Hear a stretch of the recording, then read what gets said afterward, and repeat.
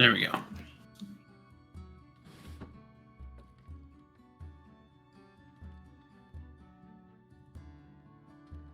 Hello, everyone. Welcome to session 0 of the new homebrew campaign that I will be running. The campaign is going to be called Beyond the Void. It is a homebrew that I've been working on for a couple of years now. So, going to get into this. Hopefully, everyone enjoys this. You know, I'm a dungeon master. I'm the dungeon master for this campaign, and I'm also a player. I've been playing this game, Dungeons and Dragons, for several years now. God, can't tell. And I've been both player and dungeon master. And when I tend to run dungeon master, you know, I like to show some love to the homebrew campaign stuff. So let's get on over to this live screen, yeah? And we're going to bring in our guests.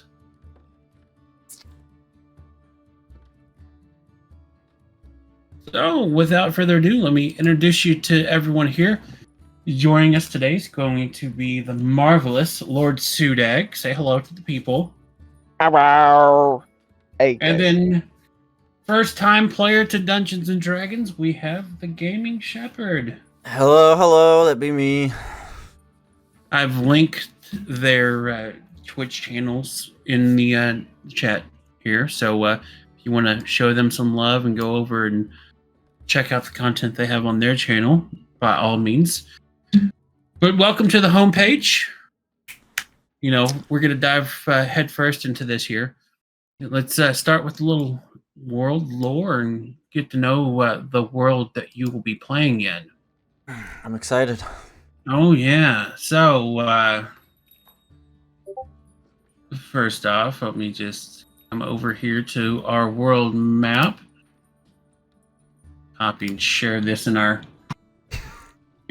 channel on Discord that we're going to be running out of here.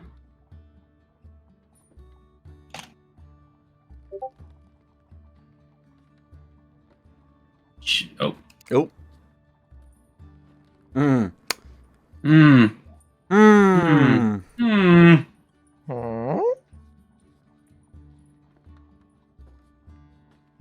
Are we just going? It is a broken. It does not want to work. Oh, that doesn't work. Okay, What let me do. What are we trying to do? Let me do a different thing here. Then I'm just going to see. Play this. This won't break the stream here. Nope, wrong thing. It's getting angry. Hop,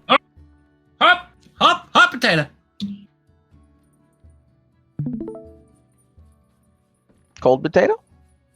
Something like that. All right, there we go.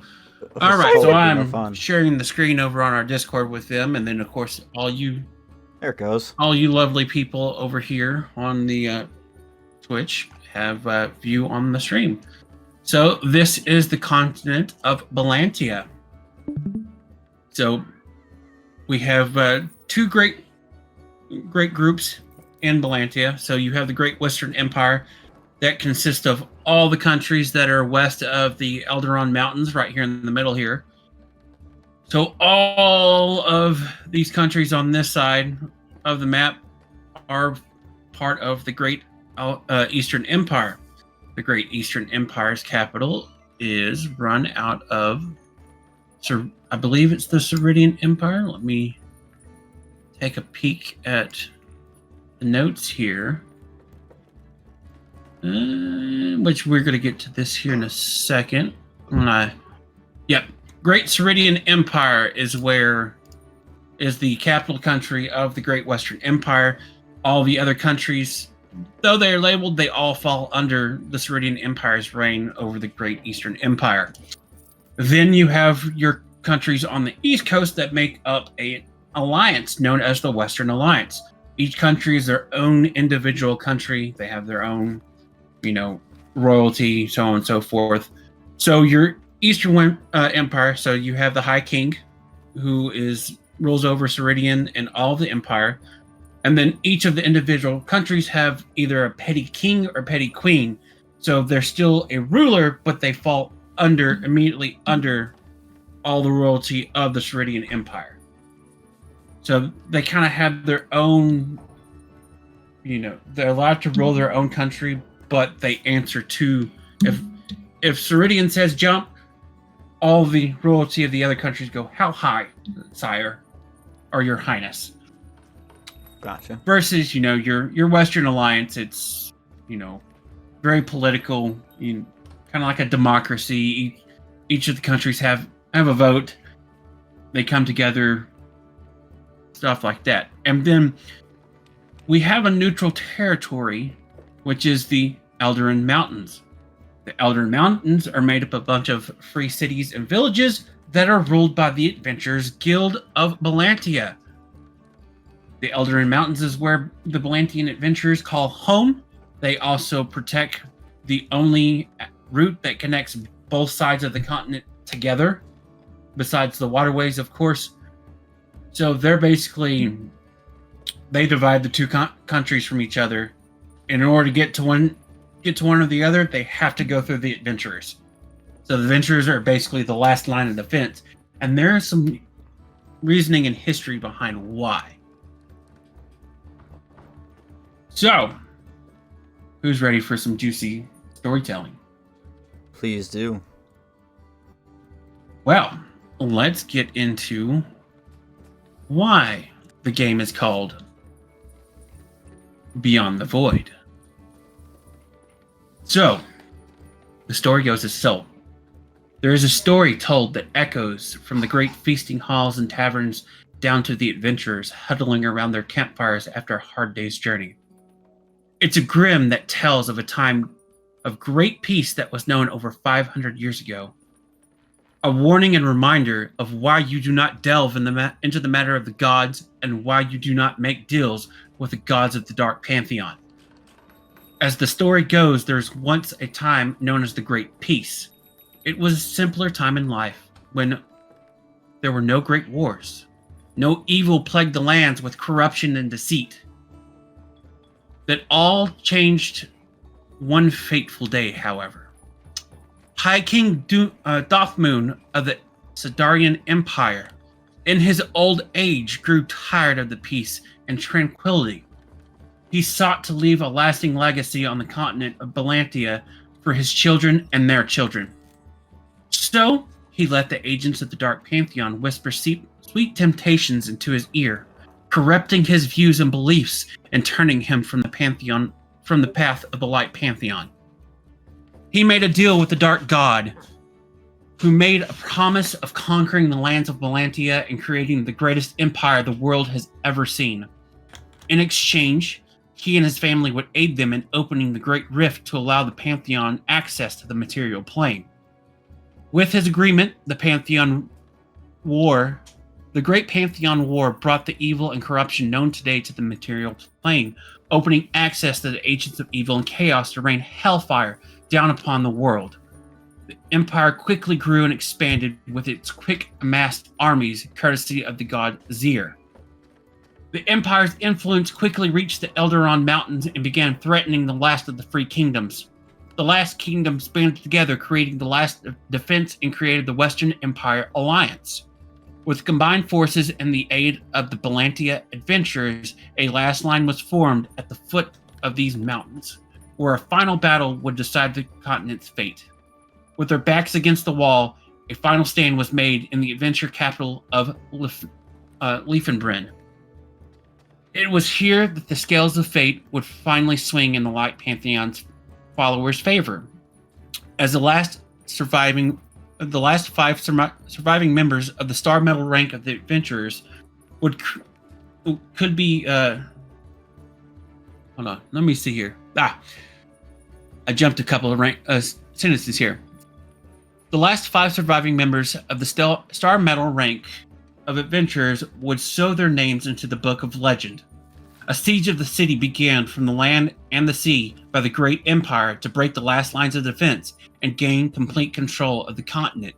For 6 days they laid siege to the city, but were repelled each time. Then, as the dawn broke on the 6th day, dark, solemn bells could be heard striking the earth. At the end of the 6th toll, the sky tore open, and from it a void to the plane of Dark Pantheon was made, where the armies of Zir and the other dark gods began their descent upon the material plane. In response, the goddess Mara allowed her children, the gods of the Light Pantheon, to intervene and fight the forces. A great battle ensued on land, sea, and sky between humanoids and gods. Scales tipped back and forth with no clear victor in sight. The six stepped forward and went toe-to-toe with God Zir and his puppet, King Dothmoon. When the dust settled, the remaining 3 Star Metal adventurers stood battered, bloodied, and war-worn, with heads of the god and the king held above their heads. With this, the Dark Pantheon forces withdrew from the battlefield, and the great void closed behind them as they fled back into the Sky Rift. With the void closed, the great empire in full retreat, the great war had finally come to an end, and peace was once again restored to the continent. However, the chaos and evil had finally managed to dig a foothold into the material plane. 500 years have passed since then. The continent remained split between two split factions divided by a neutral mountain range that is protected by and the home to a group of free cities protected and governed by the Belantia Adventurers Guild. No great wars have been fought since, and the great evil once known has been dormant since. People continue to live their daily lives in adventure, to work for both the Great Eastern Empire and Western Alliance with no worries or cares. However, it is said one should always keep an eye over their shoulder and on the shadows, for the Dark Pantheon is always known to be lurking there. So with that, first off, Jet, thank you for the follow. Welcome to the Terror Squad family. So with that, we break it into this. So let's start off with the gods. So you have 2 pantheons. You have the Light Pantheon and the Dark Pantheon. All the gods, we're playing with all the known gods of D&D. So from all the official books that are out and everything, covering all the different gods, that's how they fall. So your Light Pantheon is going to be the gods that follow lawful good and chaotic good. And then your Dark Pantheon, lawful evil, chaotic evil. And then you have a god that sits atop, that rules over both. You have the goddess Mara, that is over the Light Pantheon, and she is neutral good. And then you had the god Zamir, or Zahir, over the Dark Pantheon, and he was chaotic neutral. From there, it goes into the great ones. There are 2 great gods. There's the god of all, and that is all that he's ever referred to. No one knows his true name. And then you have the god of evil, his brother. He is pure evil. He is pure chaos. He is known as the god. He's a neutral evil god, but he rules over curses and cursed artifacts. He's simply referred to as the Badger. So that is how our gods are broken down. Now, from there, figure around because I have to get my own stuff planned out soon. Well, welcome into the stream either way. So we're going to look at the Adventurers Guild now. So this here, let me show the players. So this here, this symbol, this is the symbol of the Belantia Adventurers Guild. So your pendant, or however you designate yourself as an adventurer, your adventure rank, it is whatever your color that adventure rank is, but it is that symbol. Okay. So then we're going to we scroll down here and we get into the ranks. So the highest rank within the Adventurer Guild is the Star Metal. This is the highest rank where your name and legacy have become legendary. Currently, there are only 5 Star Metal adventurers left in the guild.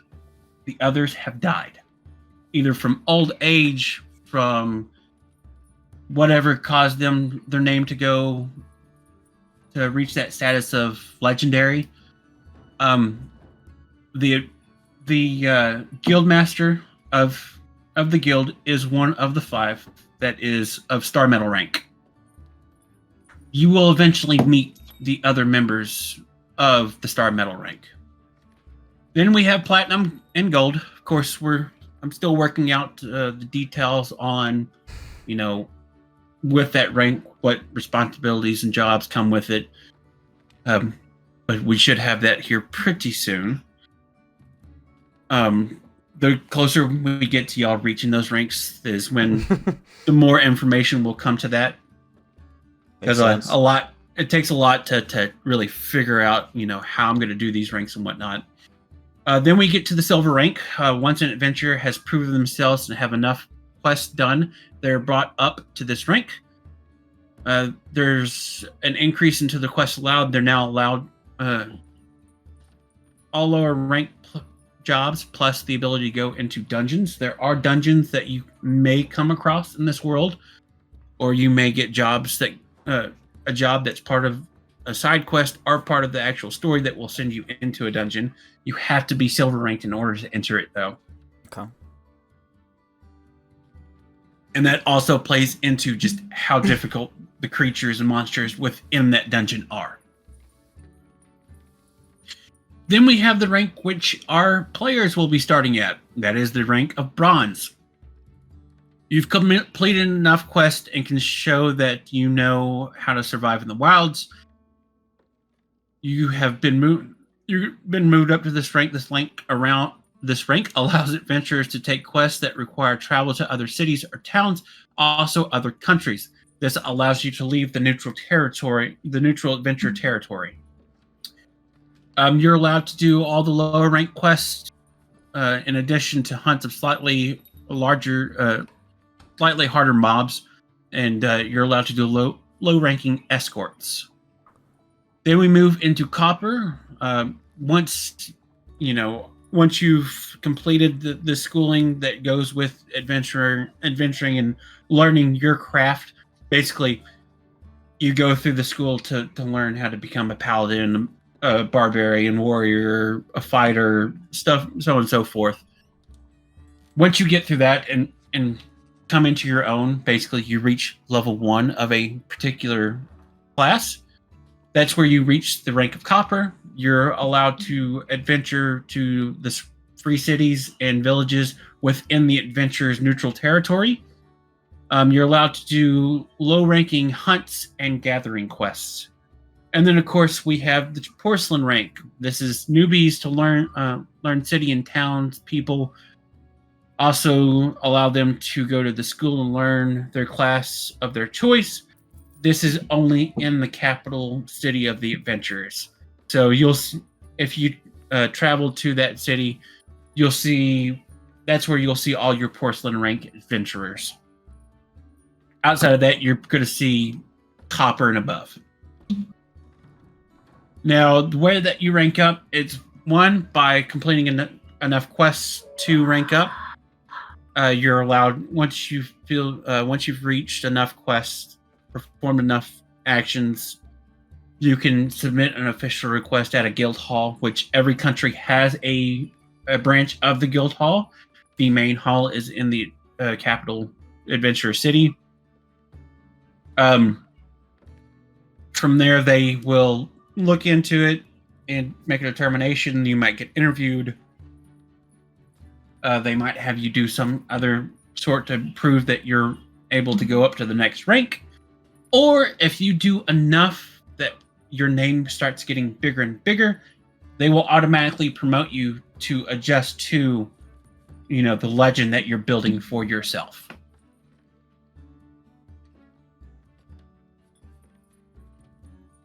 And that is the world as we know it as of now. This is the world as we know it.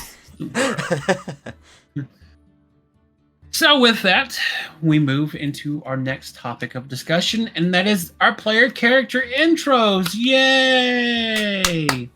Yay! And I think this makes a perfect opportunity for rolling initiative to see who gets to go first.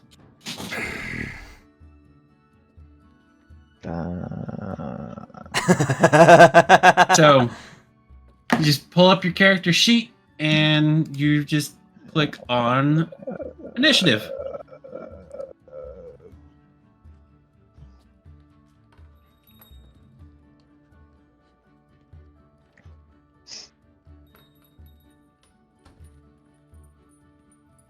Yep. So if you just hit when you're looking at your sheet, you have your armor class, your net, then it says initiative and then speed. And you just hover over initiative and then click it.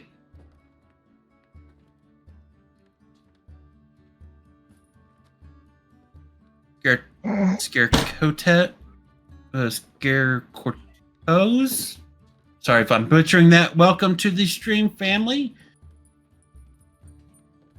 All right. Well, it looks like the newbie's going first. Of course I am. Why wouldn't I be? Why wouldn't you be? Oh, why the hell Look at not? that beautiful roll. Even though 14-1. Sudak had a what's up, Blackout? Is that like a modifier? The 418? Yes. Yes. So it's your dex modifier. I still rolled higher with the low ass. You rolled it. You rolled 13. Yeah. All right. So if you just want to, introduce your character, tell us a bit about them, the name, who they are, what class they are, a little bit of their backstory that you want to, if any, that you want to share. Okay. Well, my character's name is Seraph. He is a dogfolk. Subrace is a working hound. He is a paladin. Comes from a mercenary company. A little bit about him. Being that he's from a mercenary company, most people that were there were his family members. A lot of them were very honorable folk. Some of them were pretty famous within the company. Not a lot of them made great decisions. Some of them came to tarnish the family name. So, Seraph is on his own kind of personal mission to restore that name to what it once was.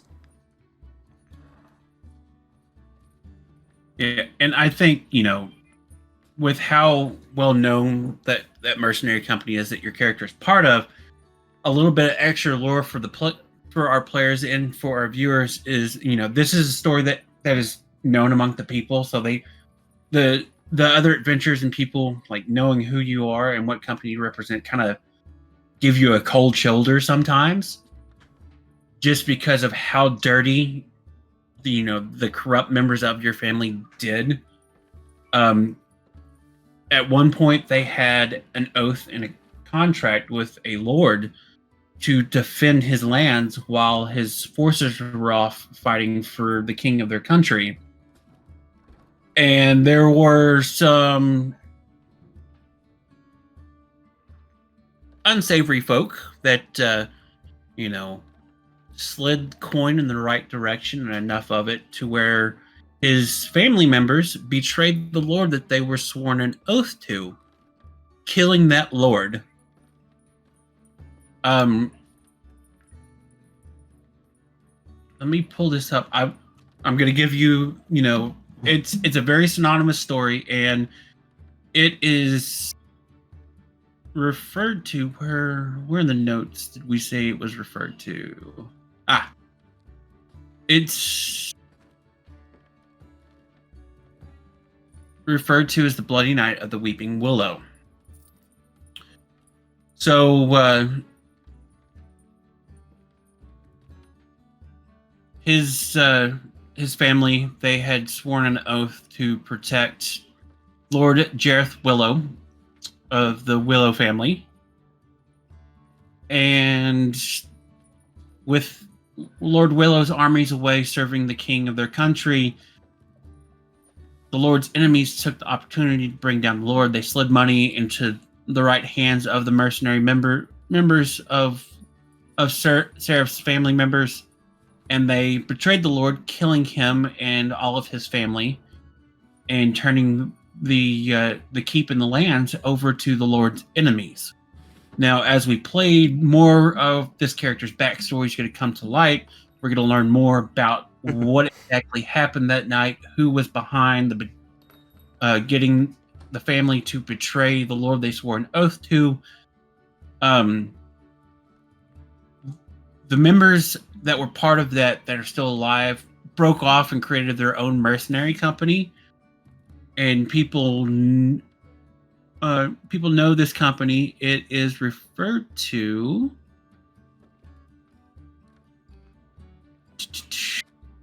Digging through the notes. Here we go. So all the family members, all of his brothers and sisters, aunts, uncles, all of that, who were part of the Lord's assassination, they broke off and created their own company called the Blood Moon's Lear. They do work for the highest bidder. Now, if they get a contract, a little bit about them, like how they operate is, say someone pays them to go kill a person. They go to kill that person. The person's like, I will triple what they are paying you, and here it is all up front. Well, they're going to turn around and go back and kill the person that paid them to do the job in the first place. They are all about the money and whatever, improves their status through money. Very cutthroat of them.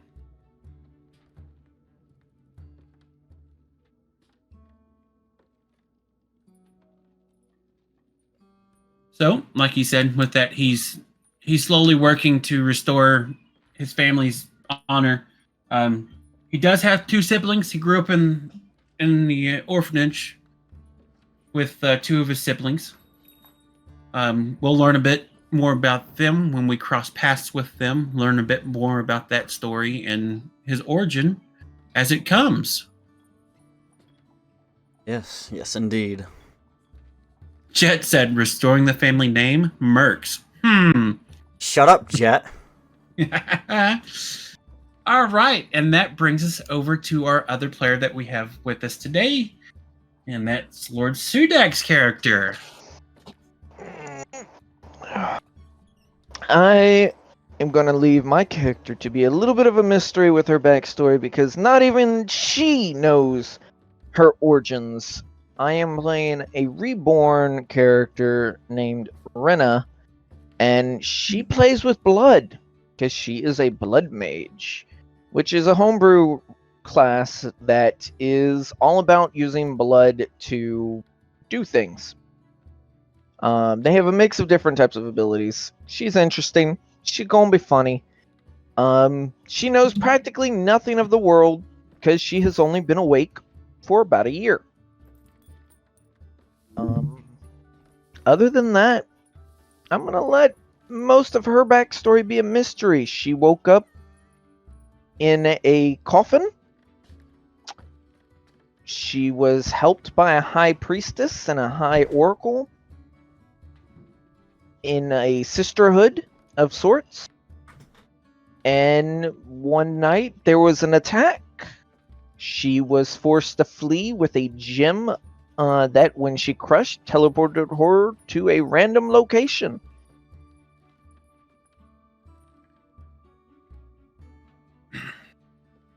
Cool. Now, Nice. Something I forgot to mention is on Seraph's character, he is playing a dogfolk, which is a homebrew race. Yes. Now, there is some homebrew stuff that I have allowed for the game. Anything that's homebrewed has been cleared by me. I've dug deep and looked into it, made sure it's not going to be anything that's going to be game breaking or anything like that. The dogfolk have a hilarious backstory, like origin that was written for them. And when I was reading it, it's one of the big things that, I immediately go, yep, this is approved. We're doing the damn thing. It has some, it doesn't have any game breaking mechanics of stuff that it would give. They get like dark vision. They get the skill of perception and he gets a bite attack, and then the working hound adds a little bit of extra damage to that bite attack.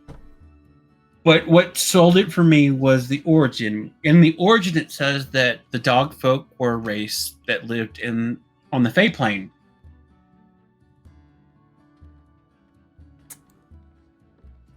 Let's see, we got the Cooler.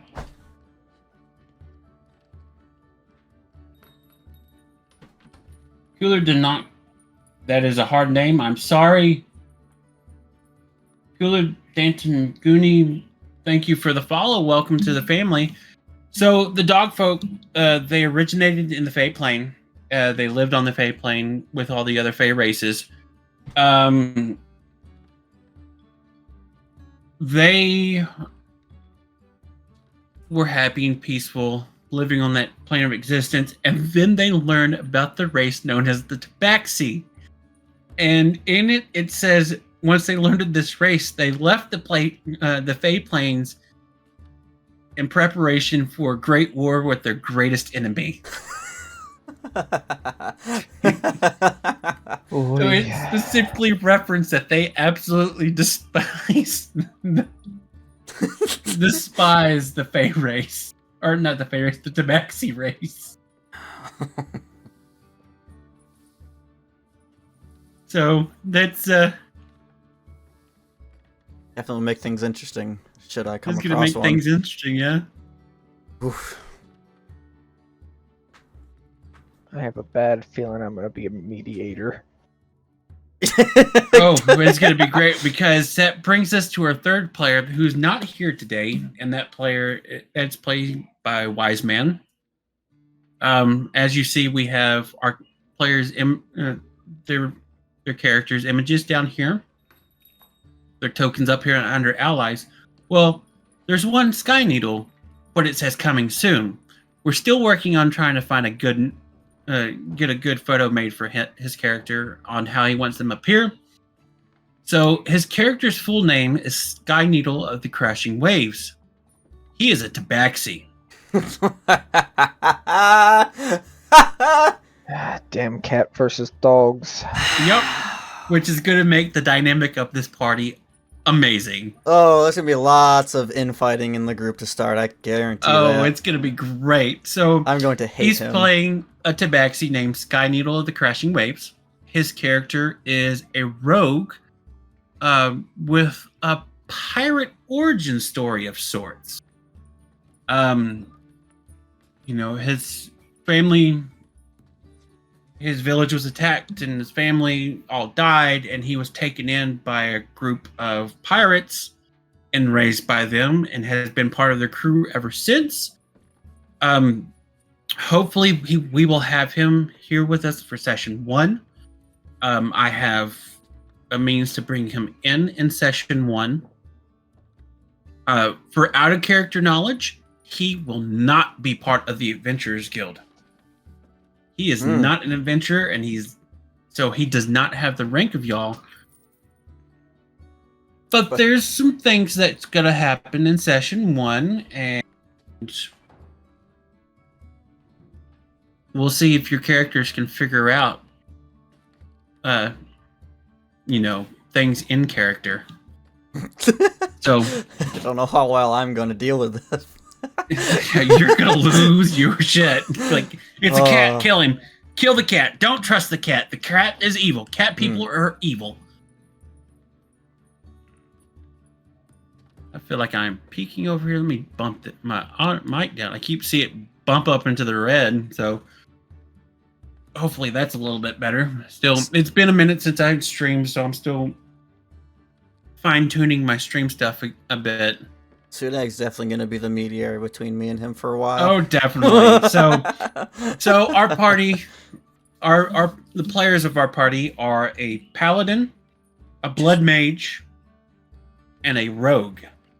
So, I talked with their players off screen, and we were going to do allow them to have a party of up to 5. I gave them the option of having 1 or 2 NPCs, and I think we decided to have 2 additional NPCs to round out the party. Now, the way that these NPCs are going to work, these NPC adventures in your party are going to work, is they are going to have, during battle, the players will be controlling them because I have a lot of other stuff on the back end that I have to control for a fight, like other character sheets and like monsters character sheets or NPCs character sheets for stuff that I need on to really bring the scene to life. So during the fighting aspect of things, I'm gonna have y'all controlling their character sheets, hence why everyone's able to see them in their player handbooks. But when we're not in combat, we're doing passive things, I'll control them. Your NPCs will have voices. Maybe not so much during a fight because I'm gonna be, having to voice all the other monsters and things for the fight, but they will have personalities and voices, and they will interact with the party. So, with that, let's go ahead and, figure this out. I think we've come to agreement. We were talking about, this group of adventurers have been together for like a week or maybe 2 weeks, so we're kind of familiar with each other and how we each operate. Each person operates, know a little bit of each other. Still some mysteries, still some question marks. We're still building that trust and that bridge of friendship. So we're all starting at level 1. We're all going to be bronze rank because we can have some bronze rank. Basically, the copper rank is a period of probation. You're fresh out of school. They want to see that you know how to handle yourself in the field, get you some experience. So it's not uncommon to see, all right, Jet, thanks for coming by. We enjoyed having you around. This will be uploaded onto the YouTube afterwards, so you can catch anything you missed. So I will be. But yeah, I think Gaming Shep's going to be is recording, and he's going to upload. And then here, when we go into our soft session 1 intro, Sudag will be live from his perspective. Very nice. But yeah, so we've been together about a week or two, long enough, that we trust each other in a fight, but we're still building that trust to open up and share more about ourselves. So, seeing that we have a paladin, a blood mage, and a rogue, what would you like your first? I'm thinking a NPC celestial be? warlock. What is that? They are a healing warlock. Okay, which we're on the I same think would- page.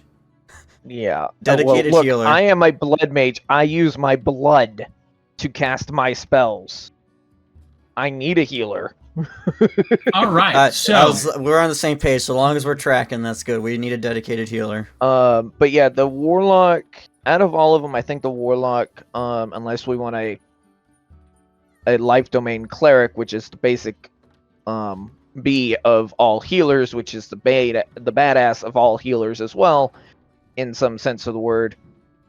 I really would think a warlock celestial would be really good because they do have the healing light of feature, which is pretty good. They get a pool of dice that they can throw out as heals instead of casting spells and wasting spell slots, and then they get their spell slots back on a short rest. So that way you always have some heals kind of a heal. ready until Yeah. Surf gets to his paladin oath and gets heals. Yeah, and they only get their healing light ability dice back on a long rest rather than a short rest, which is kind of weird since they are a warlock and they get all their other features back on a short rest. But Cool. so I'm thinking. Celestial warlock even in here? Oh yeah, if you look in the compendium, yeah, just sorry. That's where I'm So, looking. what race are we wanting to make our warlock? Good question. That's the big question right now. Hmm. Races. How So many for doing races? healer, they're gonna be, of the light You know path. what? For shits and for giggles, let's make it an Asimar. A what? All right. I was thinking the same thing, that would be a good fit for A celestial this. warlock. Can you spell that? Because I want to read about it and show. If you my go into people. races, it is like the It's like third at the very race on the top. bar. Yeah, it's Asimar. It's a basically think of a angel of sorts, which has there it is. varying degrees of things that It's they like can do. Aaron. It's AS. Yeah, and on top of that, they even get another additional healing ability from their race itself. So with our Asmar, I believe there's like 4 different versions of it. 3: the necrotic, the radiant, and the. Well, no. I mean, for building sake, for the building, there's 4. Oh, they're all the same. They're all the same. From Volos, Dungeon Masters, and Mordekain's, they're all the exact same. They just have different names, or not different names. They're just from different books. Everything else is the exact same. All their proficiencies and everything, like Yep. their extra stuff, is the same.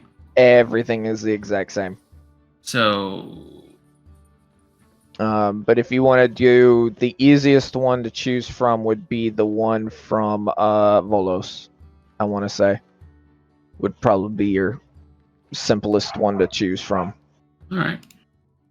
So if someone wants to, if one of you two want to open up their character sheet and build them out. If you'd like to, you can, Sudag. I will. Which one is it? I think you can It choose doesn't either one. Pick either one. Okay. Well, I That see way- you already started on one. Yeah, Oh, that well. way I can go back here and use my godly skills and find a picture for them. Which one are you doing so I can open it and look at it and offer suggestions? You can't look at the character mancer at the same time. It's kind of weird like that. Wait, how come? It. I guess won't- 'cause he's the You'll have DM. to close. Yeah, no, you'll be able to see it, but when you open it up, you'll only be able to see what I've already changed, and you won't be able to see what I'm currently looking at. And then, if you do anything on it and close out yours, it'll screw up the whole entire thing. I had a Awesome. whole confluffle early, a couple days ago trying to build something on it when somebody was doing that. Now, are we going to make this a male or a female? I picked race and class, so Shep, you pick gender. Is Wiseman? What's his character's gender? Male. Do female. We're gonna be odd out either way, but All right. Let's see what I can see if I can generate anything good. So I'm using an AI generator for photos. I need to get a link to that so I can do a better version for my family members. Not saying that the temporary ones aren't good, but I do if I have the ability to. I'm rolling stats for this, right? Yes. So the way for all the viewers, the way that my stat rolls work is you can either do, the standard array, the point buy, or you can roll for your stats.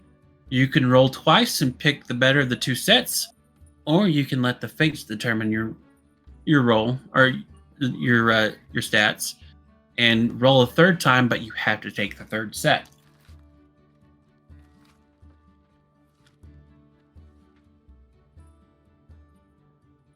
Okay, hold on now. What are these other subclasses or subraces to Asimar? Uh-oh. they've added more. While he's doing that, see. I will show you They've added more guys sub-races. the family members. With the backstory, I've got a brother and a sister that were with me. Probably all got not dropped one. off I'm at the probably Church gonna of choose Sion Protector, but on that fateful Herald night. of Doom. Oh God. This is my younger brother, Halen, or Halen. It's hard to pronounce. Oh, Seeker doesn't actually have Both anything. are. Okay. So pronounce it however you like, so long as it sounds we'll do somewhat close. Protector. I don't think any of us are going to be mad about it. All Let's right. see, because he We are is generating a 9 photos. guild Oh, no, artisan. there it is.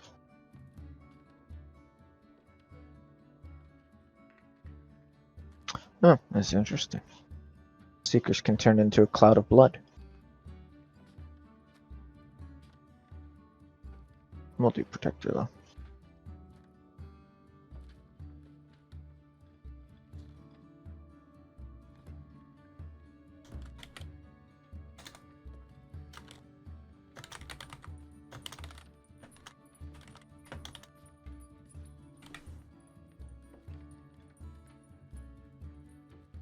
Is more plus more.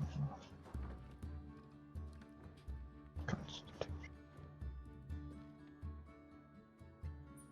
I'll probably change that here in a minute. Loading, loading, loading. Yes, a lot of loading.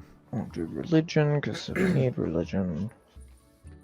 And probably history. Okay. Rolling the Warlock's stats. Coolio. Okay, we're rolling the second set.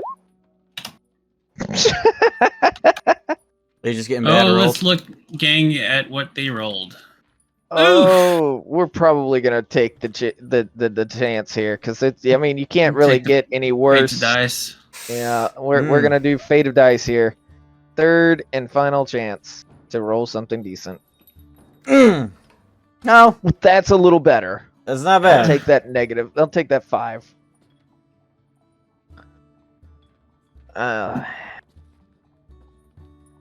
That's a little better. They don't need strength anyways. Yeah, I was gonna say. never Good thing. Well, they're not gonna be very strong, so hopefully you can find an item or something that helps boost that up, or someone's just gonna be carrying the Asimar on their back every time you have to climb.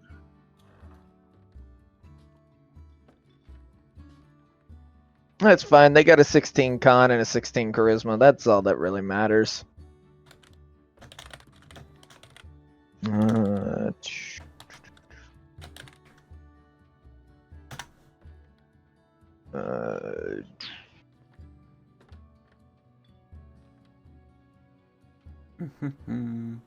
I don't know if background actually makes a difference for this character at all. So, I think the way that most people were doing this was they were rolling and letting fate decide their bonds, flaws, traits, and all that. That's how I came Yeah, up with that- Seraph, I gotta because I figure was out just the sitting That here. will help me in the future. Oh, you're talking about like their background. Oh. I say, because like, I would try to do characteristics. something churchy, clerical. We'll do Hermit.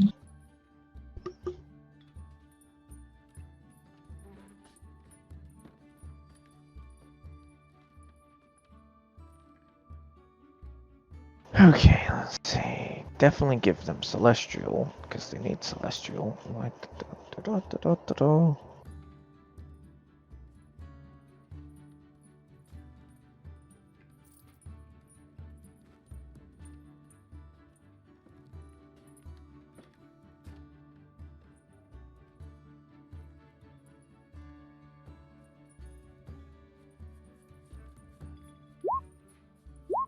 Oh, I hear more rolls happening while I'm looking at stuff.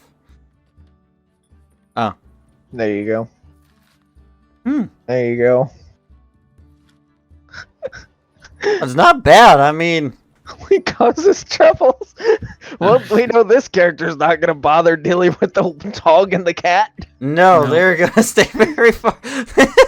They're not gonna The deal with members me and of him. my order or associations. Well, I don't know, because your bonds that bond is telling us that they're The bond and the flaw, the ideal and the bond are contradictory. they're You might have to re-roll everyone that else one. matters. All the other matters they don't care about. But Dogmatic? What the fuck does that they are mean? very caring about their group.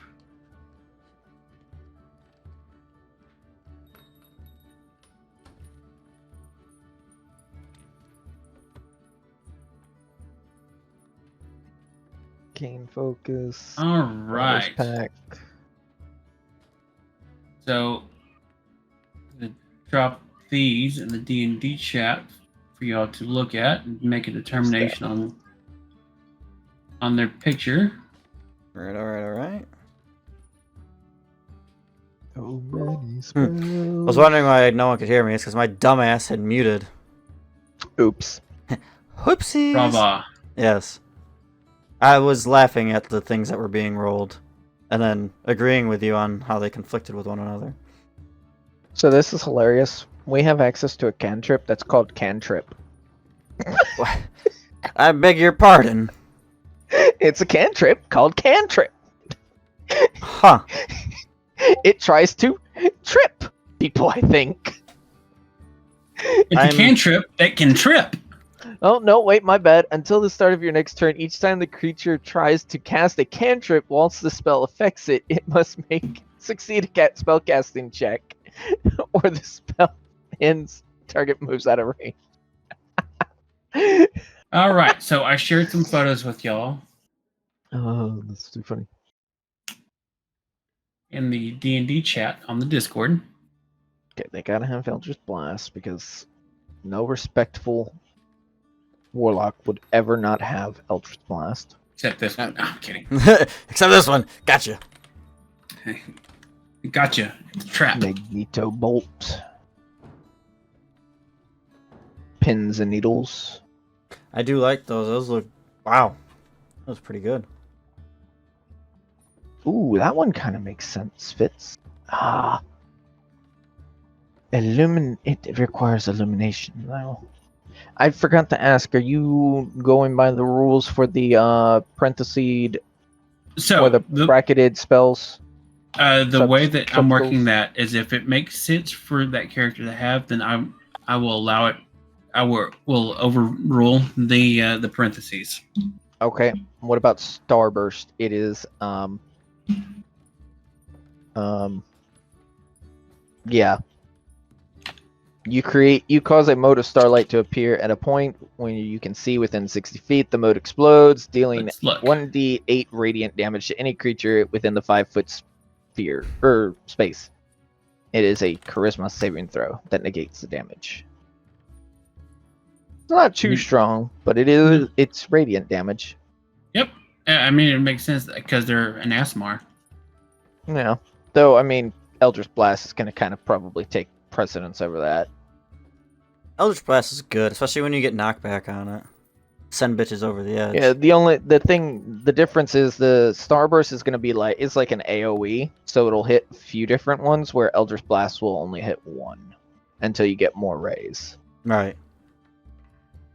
So it's kind of good to have both. Also, forgot to mention, this is Sayla, my sister. What about Obviously, brother, Angelic sister Guardian? that came with me. It's I am the oldest Shield of of the Faith, of but the a three. little bit different.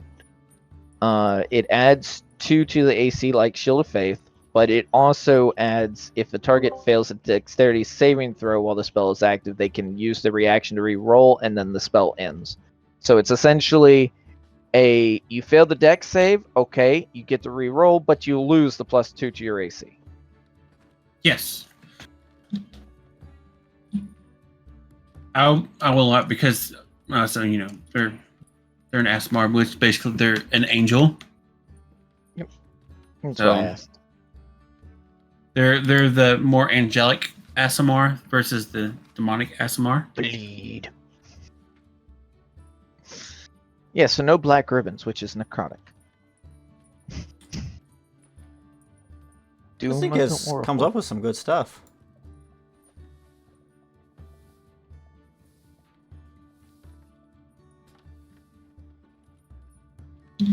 The AI generator. Yeah.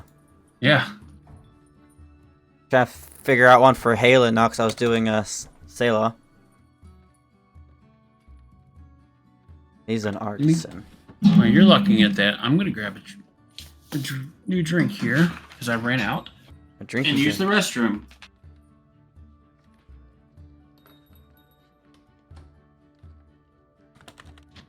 I think Hex will be good to take too.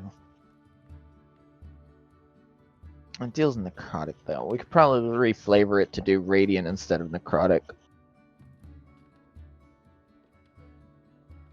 Just to fit better. But that'll be up to the DM for that. Mm-hmm. What is Doom of the Oracle? Oh, she's got a new no. picture.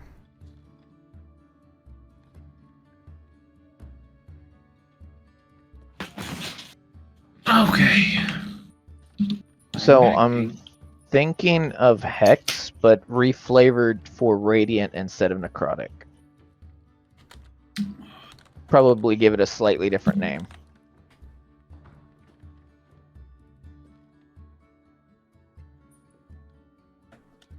Now on the photos that I put out, if you want to cast your vote on one of them by just liking the image,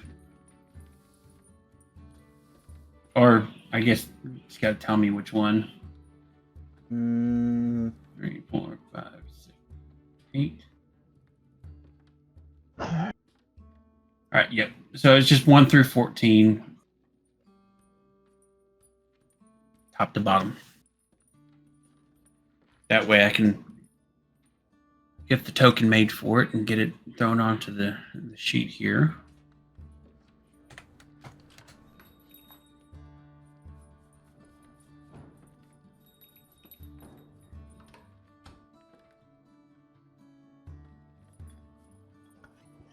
Oh god, that's a good one.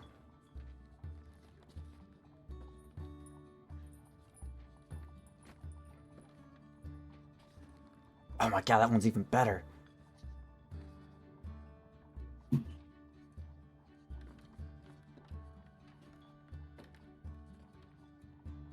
Badger, did you hear what I asked? About reflavoring? Yeah, reflavoring Hex. Yeah, you can. Awesome. Because that'll give them the Hex, but it'll be a little bit more. Instead of necrotic, it deals radiant. Yeah. Yes, those are just temp pictures that we had up there. Get a better one. Oh, I forgot to choose my. I'll All right, we will. I'll There we go. I'll get with you after it, and we can I forgot all about this patron. fix that up afterwards. I forgot all about this patron. The Are you Chaos talking to me? patron. Badger. Yeah.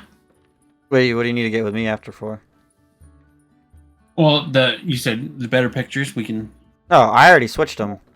Oh, okay. Since I have the access to do so, because you gave Oh me yeah, you access do to it. have the access to the family members. Yeah. Yeah, so I switched Well, them. let's take a look at his brother and sister.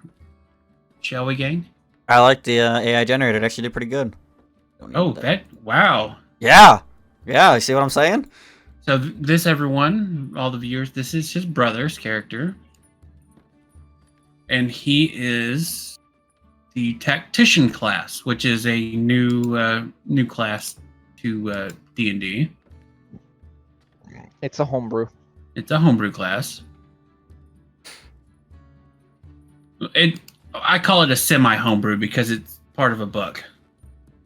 A third-party book. Yeah, third-party book. Book's a book, dang it. And then this is Sela, his sister. Those turned out really good. See, I am a very picky person, so I don't stop until I get exactly what I'm looking for, and I always know what I'm looking for. Get this from back. And their class is Artificer. Now, while everyone's wrapping up on that, I'm going to show y'all some other stuff here behind the DM screen. Oh, you're giving them some juicy details, huh? Juicy details. Oh. So this person is part of Sky Needle's story and how they're going to come in. This is their ship's captain, and he is an adept duelist, which makes sense, the whole pirate sailor thing. And then this, ladies and gentlemen,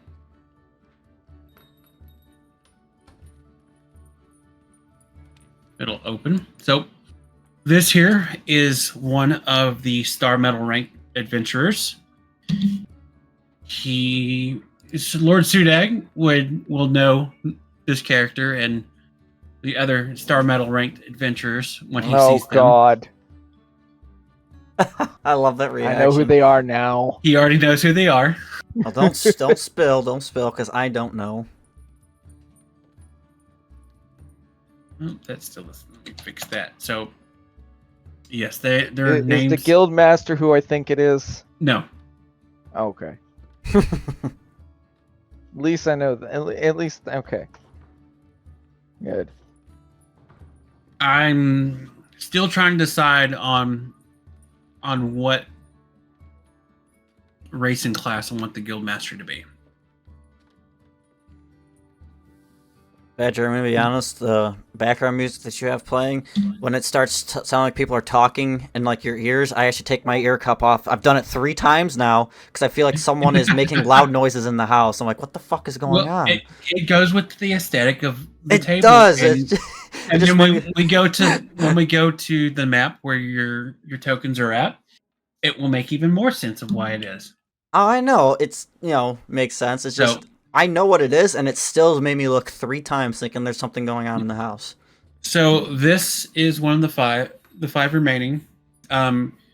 He is one of my original D&D characters that I have played him in many campaigns. I've done a lot with him, and he has reached the rank that he is. Now, all of these that you see in here, these are not that one or that one or that one. That one is. And then this one down here, he has contracts with all of them because of his character class. Because of how long he's been around, the reason that he still lives is all the contracts he's made with these has allowed him to basically intertwine his life essence with them. And he has outlived all the other star ranks. Oh, damn. So then you have the newer star rank adventures, because up until a certain period, it was just that particular person that I just showed you. And then come along the new star ranks. It was just him and the guild master who fought side by side. And then you have your newest members, which is going to be this character. And this is what race they are. This is a homebrew race. It basically think of a certain Dragonborn. Think Dragonborn, but more better. They actually have dark vision, and it's more of a humanoid appearance. And then you have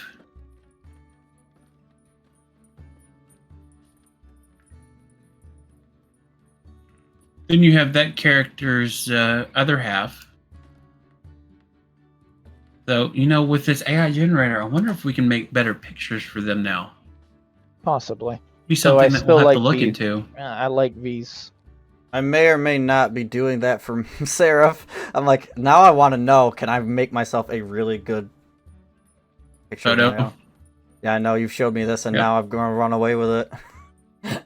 And then you have the leader of this group.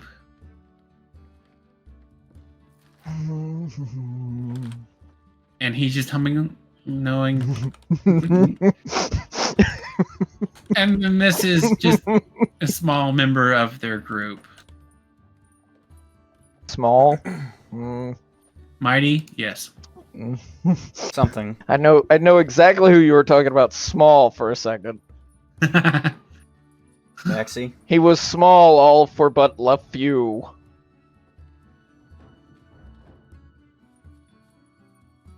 It's time to pump you up.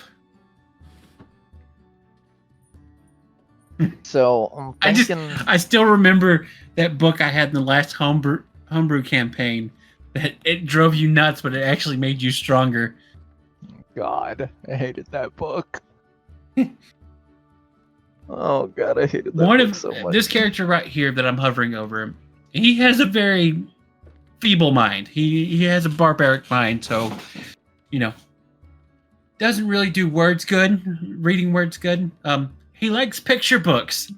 Why do many word when few word do trick?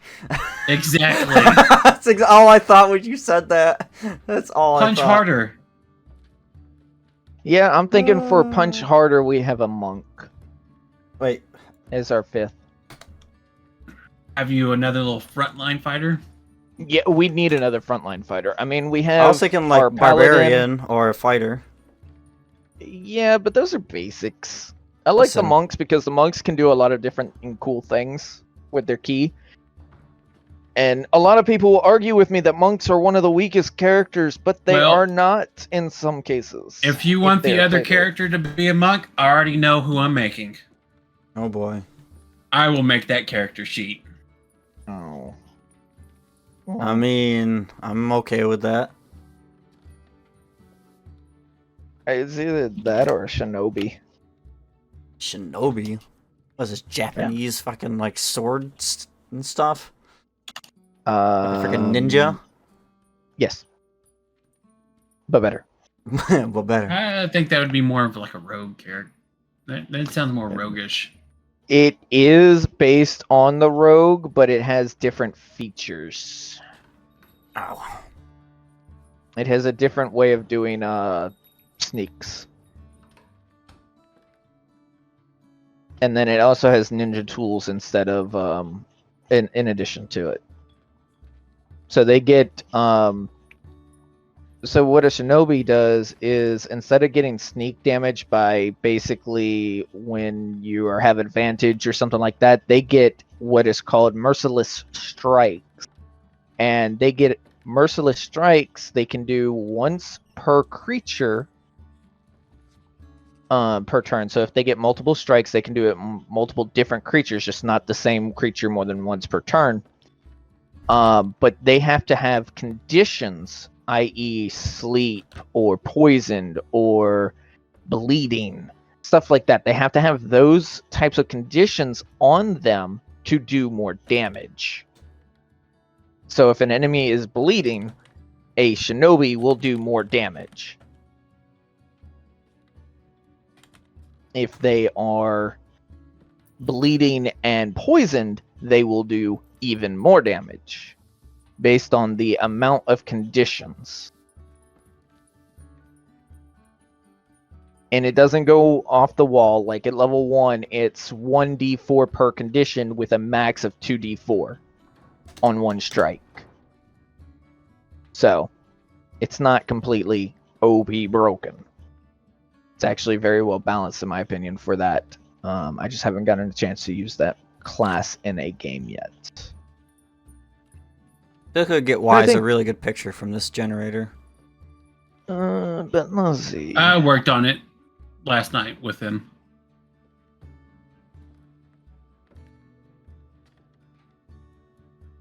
Oh, I found the perfect photo for him. For who? A monk? Uh-huh. Yeah. Just look at all the different monk subclasses before you actually decide on something, because you might find one that fits better. You gotta remember, you have access to a lot more subclasses now. Oh, yeah. So you might find a subclass that fits a lot better than what you think, than what you used to use. All right. He's going to be... I don't think they get to choose their style until 3rd level, right? Yeah, I think it's like the paladin. Yeah. Way of Chaos. I so want to play one of those one day. That's a monk tradition now. Maybe someday. Just not today. Not yet. Not yet, comrade. No, I have a few different things I want to play if this character of mine goes poof. Let's make sure that that doesn't happen. Try and get all of ours to the end. I mean, hopefully, I would love to be able to use my 9th level spell. Though my 9th level spell might get me killed. I told you, all of my abilities kill me to use. Literally. Literally. My I'm 9th looking at level the- ability brings me down to 1 hit point. Jesus fucking Christ. Jesus Christ. Oh my So, god. when I say my 9th level ability will literally kill me if I'm not careful, it will literally kill me if I'm not careful. It will kill the fuck out of you. But it will also probably kill everything within a good 100 feet of me. Well, hopefully said spell will only be used in emergency style situations. Oh, it will be, because it's okay, I am surrounded. Boom! Disappear 400 feet away. So like a misty step almost, but it like practically fucking kills you. Pretty much. A lethal misty step. That's that. Yep, it is. Up this one. Yeah, you see, it takes us a minute to get through this because there's so many. Lots of moving parts.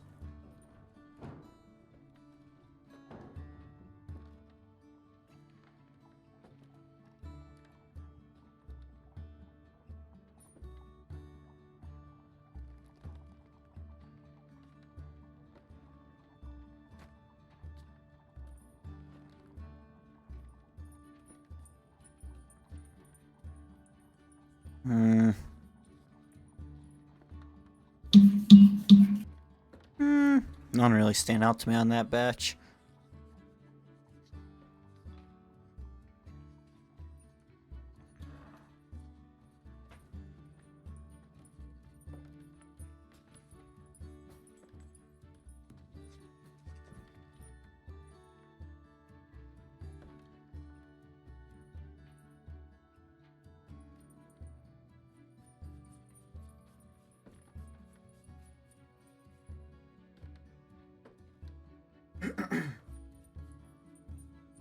Ooh, I think, yep, we're going to do that version for him.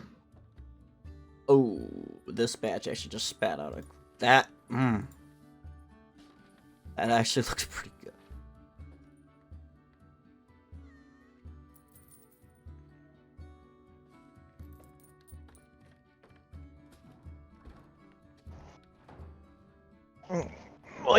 Okay.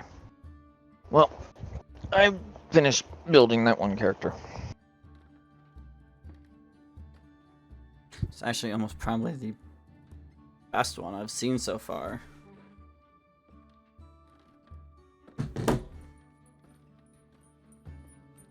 Come on, still waiting for this last one to generate. Could be like the best thing ever. Could be even better than better. Okay, now we roll for his stats. Oh my god! I wouldn't roll again. Uh, You have as good stats as Reyna. That's pretty good there, Chief. oh my god! I don't think I need to roll again. I would have to agree. I mean, you can always roll again and see if you get an 18. No, that's like playing blackjack. I mean, you get I can with just the way we're doing stats, you get to choose. Your let's just first see what or it looks second. like. Yeah, Yeah, no, we're staying with roll one. we're staying with roll one, so custom. Yep.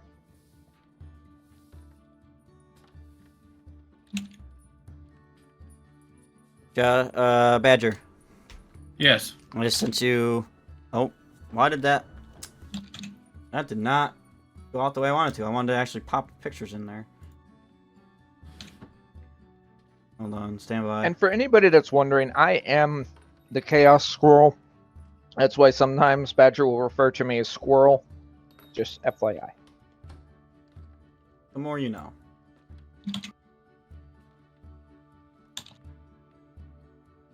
Will this come up the correct way this time? No. Oh. Badger is actually the one that gave me the Squirrel moniker. Sorry for giving you a bunch of ghost pings. I'm trying to make these send to you, but they won't send. I assume you have to use a file converter to make them actually come up as a PNG. Probably. I just saved them as photos. I'm going to convert these really quickly. I can show you so you can give me Now, I'm looking at the monk's got to be a human. Okay. Mhm. Okay. Now, should I make him a utopian variant or, a standard variant where he gets a +1 to everything? The utopian gives him 2 additional skill proficiencies and strong-willed, which gives him advantage on being charmed or frightened. Yes. And then the variant gives him a feat, or the standard, which just gives him a +1 to everything. I would not choose the +1 to everything just solely because you have a lot of evens there. Mm-hmm. So the +1 to everything is actually detrimental to you. Yeah, I think the utopian's going to be the best here. Is it dexterity that they use or strength that they use for their attacks? For monks, Yeah, dex and wisdom. dex and wisdom, right? There we go. Yeah. Okay. You want your dex, your wisdom, and your con to be high. Everything else is pretty much a dump stat. So you got pretty much your 3 stats at least 16.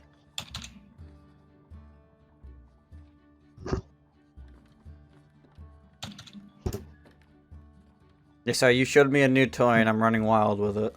There we go. That cleans it up and makes it pretty.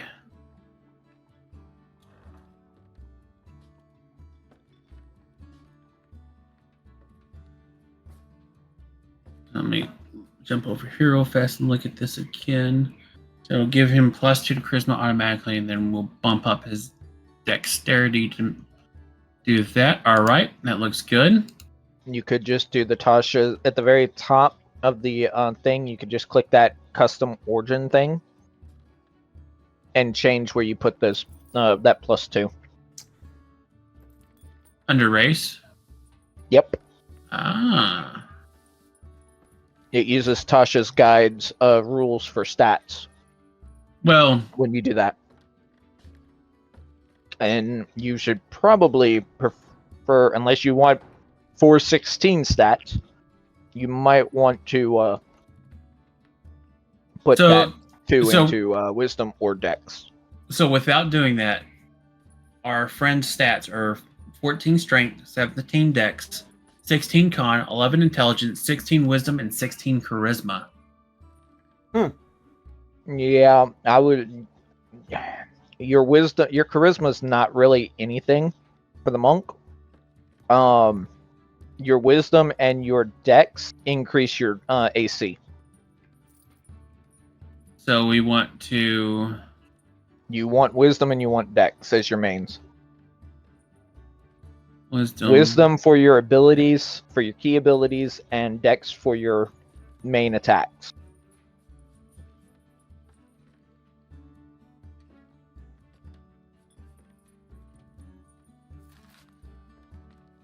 This is coming from a person that has mained monks. So I love the we'll monks. throw They just don't get a whole lot of love. +2 on dex and then the +1 in wisdom. How's that sound? That should work. And that'll give him 18 dex and the 16 wisdom. Mm-hmm.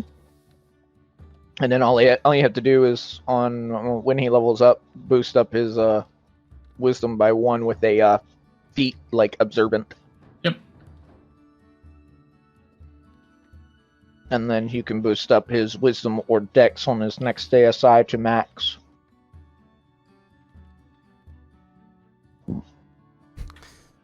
Oh. Warlock, -3 to strength. Yeah. Oof. Ew. All right. So, what should we Good thing make they're not our going to be friend's punching anything. background? For who? The monk. Oh. Really depends on what subclass you're going to pick. But, kinda.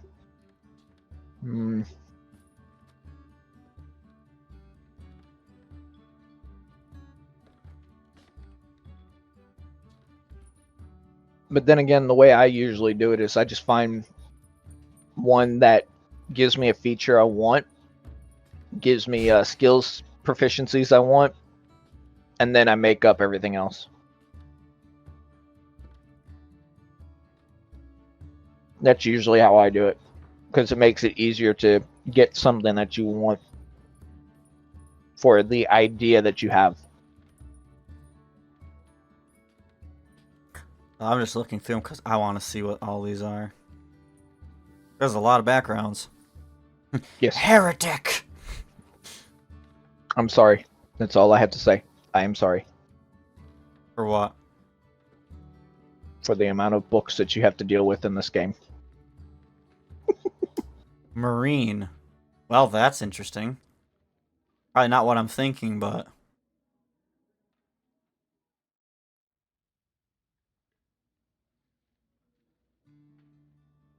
I don't want to click it because I don't want to mess up what Josh is doing. Or, yeah, what he's doing.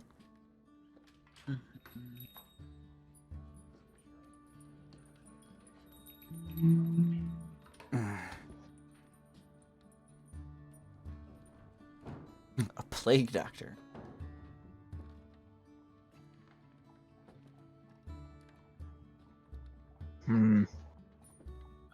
Yes. Find one that fits. Yes. I have an idea of what I'm going to make his monk. The order of monks that he comes from. I was gonna say, Oh, because God. you're kind of the one that knows which path you want to take this NPC. I don't really have much of a suggestion. I'll probably figure it out once he actually gives me once he finishes building it from the bottom. All right.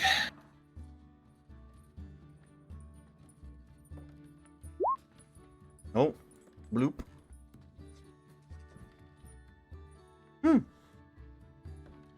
No, Nathan.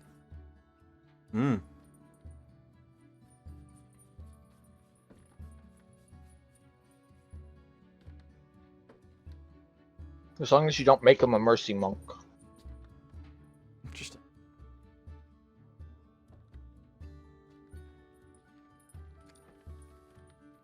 I mean, you could make him a mercy monk. That gives us a front line and a healer. This works perfect for him. Speaks out against. All right. He's going to have classes equipment.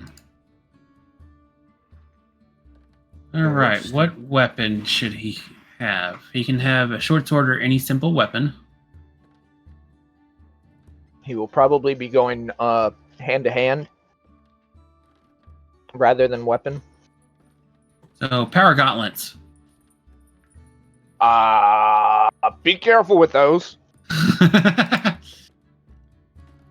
You might want to look up those weapons before you give them to anybody. No, yeah. I'm going to look now. I just saw gauntlets. Like, power gauntlets. Yeah, those are from a space campaign. I'm gonna say the Called the Fallout 4 Esper Power Genesis. Gauntlet. The freaking Power Fist. No, they're from the Esper's Genesis book. I don't even know what that is. No, they are. All they do is bludgeoning.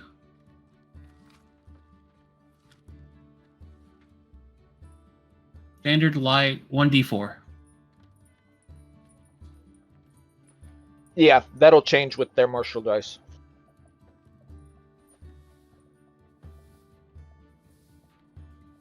If you make them their monk weapon. because Tasha's has a thing where monks on a short rest can, or a long rest or something like that, can dedicate a weapon to be their monk weapon that uses their martial dice. When you learn of who his monk order follows, and him being the last of it, it will all make sense of why I'm going to choose this for him. It's all coming together. No spells.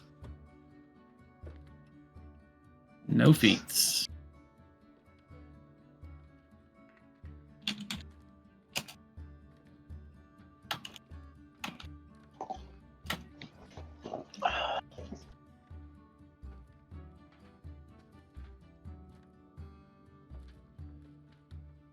One reason why I said a good thing for would be a variant would because you could take the fighting style feat and then take the fighting style that boosts boosts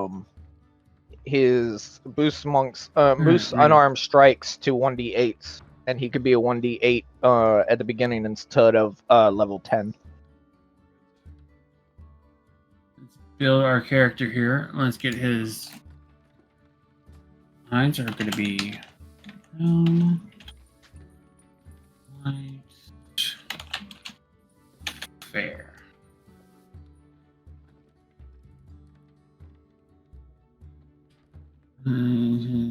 Your wisdom is blanked out. I'll fix it here. Once I finish this, it's being funky. It always is. You just don't go too quickly on your things and let everything spawn before you choose stuff.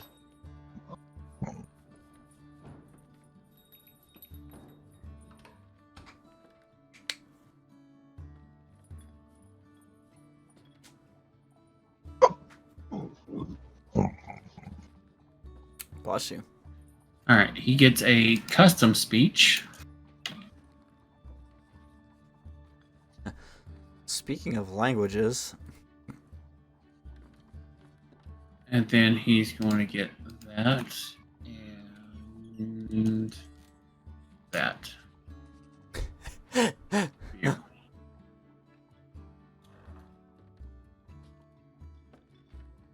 yeah. 1, 2, 3, 4, 5 different languages my brother can speak. There we go. Mal, are you looking at this right now? No! What the Jesus Christ, that's actually made me jump a little bit. Mr. Seriously? Is that what you named him? Badger? No! Why? No! I can't take No! that seriously. No! I can't take that No! seriously. A hero. No! Emotional Nightmares! damage. Nightmares! I don't get it, but obviously it's something that bothers the squirrel. He has history. Oh boy. But all right, here's his languages that he speaks: Celestial, Common, and Squirrel. No, God. Wait, So, squirrel. I Is that a have different the language per- than Sylvan? Yes. Yes. Seriously, that's its own language. Okay. He is the last of, his bond. An entire order with my faith once preached the truth of my revelation, but I am the last of them. Hmm. The one that is referred to as the all being, the creator of all gods, everything, is the squirrel god. Then he has a brother that is the badger. Mm-hmm. Of course. The squirrel god is true neutral. He is beyond chaotic in the way that he helps people out and then drives them up the walls just in the same second. Yes.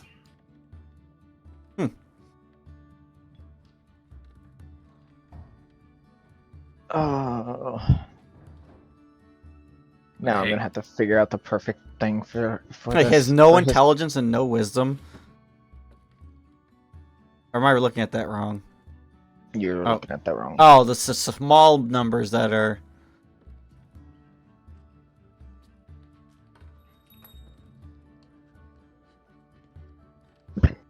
And then we'll get his photo on the Badger, here. Yes. I don't think your stats came out right. They're not. No, you have a 14, 18, 16, 11, 10, and 14. You want to fix that on his character sheet, please? Yeah, I got you. 16, 16, 14, 16, 11, 14. One should be an 18 and one should be a 7. The dex should be an 18 and the wisdom should be 16. a 17. A 17. Okay. Because he had 3 16s. He got a +2 for. I put the +2 on the Yeah. dex and the +1 on the wisdom. Also, Squirrel, then you cast had your vote for the 14. for our warlock.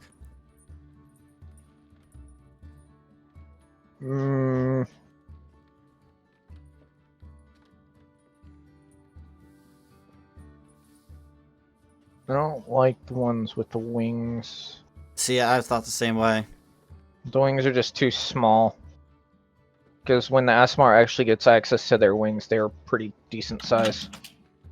Like an angel's wings. Yes. I like the last one. I think. The last one looks good. Yeah, last one's not bad. I was 4. I liked 4 because like the whatever it is in the background behind her.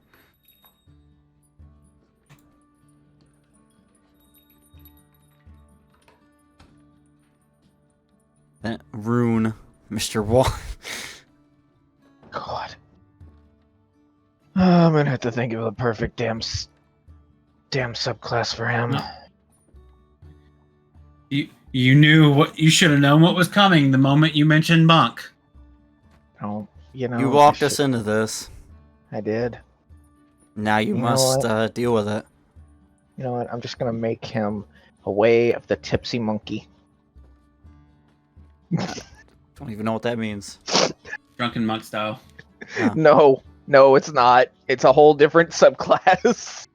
Listen, just don't make him absolutely useless to the party. You can't make Mr. Wong useless. There's no making Mr. Wong useless. Just saying, just putting it out there. Just putting it Hey, out there. at least I didn't make his friend Mr. Popo. Mr. Pope. No. Nope. Mr. Popo is a panda Nope. folk. Is it Nope. Panda Folk? Yeah. No. Ooh. No, we're just gonna make him Way of Chaos.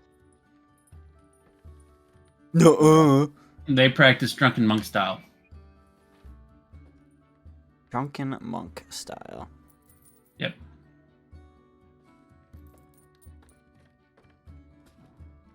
Chaos is the stuff of creation and the creativity of the gods and the birth of the universe.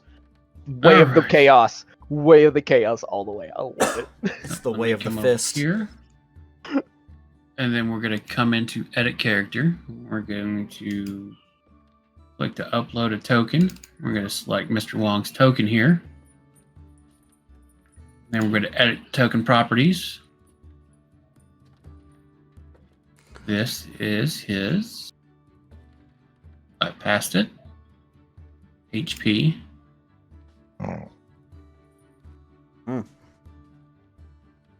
That is, this one is his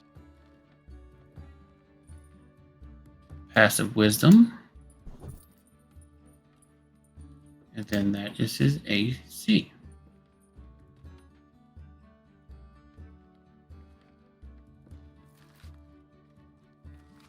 Save.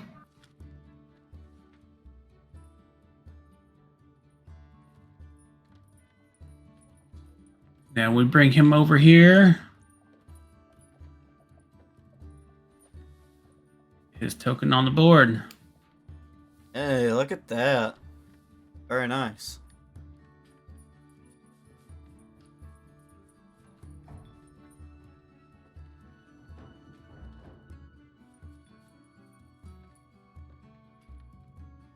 in the ally book. Now, have we decided on the photo? I think we're gonna go with the last one.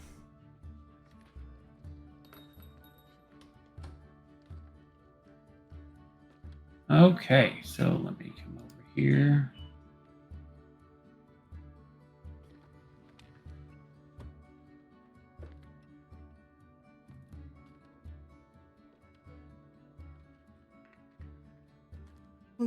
Those.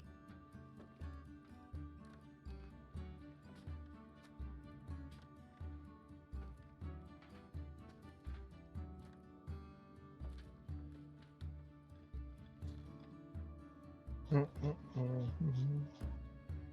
What are you doing, Squirrel? Looking at Way of Chaos. For future purposes?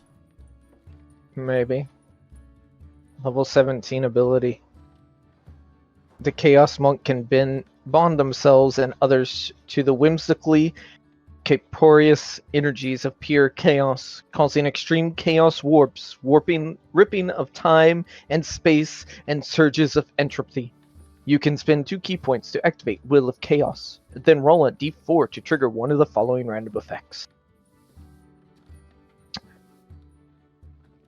Random. Chaos Transformation. On a roll of 1, you force your opponent to make a successful will save or polymorph into a random creature as per the polymorph spell, cast by a 15th level spellcaster. On a 2, you polymorph yourself. On a 3 or 4, Entropic Shift. On a roll of 3, you force a number of opponents equal to 1 plus your wisdom modifier to shift into an alternate plane as if affected by the plane shift spell, cast by a 15th level spellcaster. Or on a 4, you plane shift yourself and up to 5 additional allies.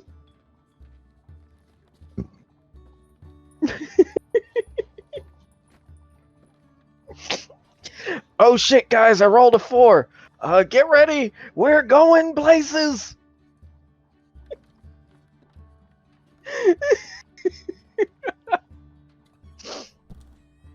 Oh, the chaos. The pure, unadulterated chaos.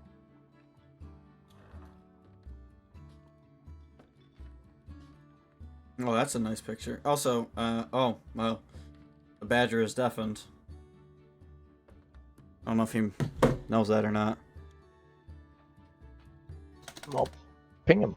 That's what I'm working on.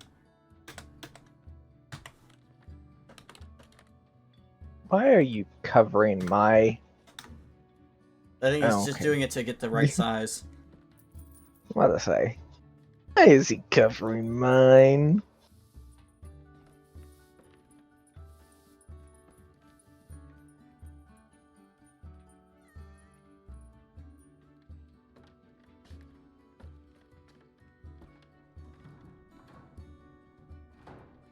I'm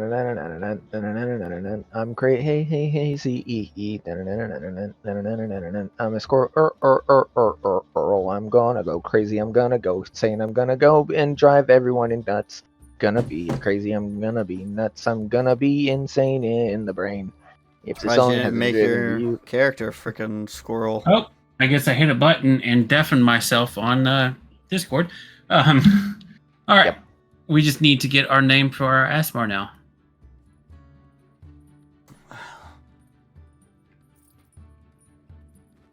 hold on. Give me like 5. Well, you gonna come up with one? I think he's going to a name generator. No. That's what I was about to do.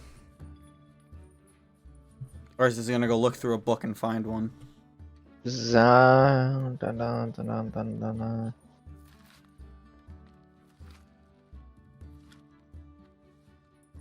Zontaria. Spell it. I say, can you spell that please over the radio? Zontera. Zontaria. Zontaria, common spelling? Yeah. Zontaria. See? It looks, it says Zontera. The A might have a little asterisk above it to make it Terra. Or Terria. whatever one of them fancy things are that goes over it. Yep. Fancy thing. All right. It's fancy. And with that, our team is set. All except our pirate, who's not here. All except the pirate, who is not here, but he will be coming in a different portion. So, Giraffe, Reyna, Zontaria, and Mr. Wong are all bronze-ranked adventurers. Mr. Wong is a special being. He's a human, but he's 60, but he's a special type of human. He has special blessings that he ages very slow. So right now, though he looks 60, his body is the age of 20. Like a very fit in their prime monk. Bless you. Sorry. Now, let me sneak on over to somewhere else and get their tokens onto the board here.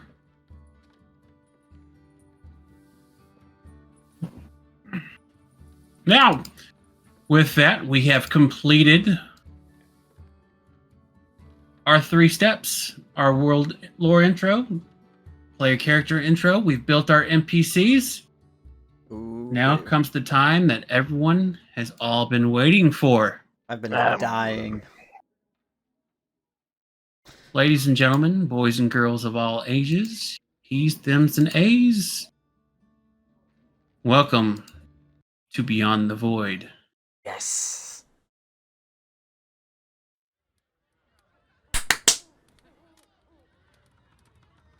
Whoa.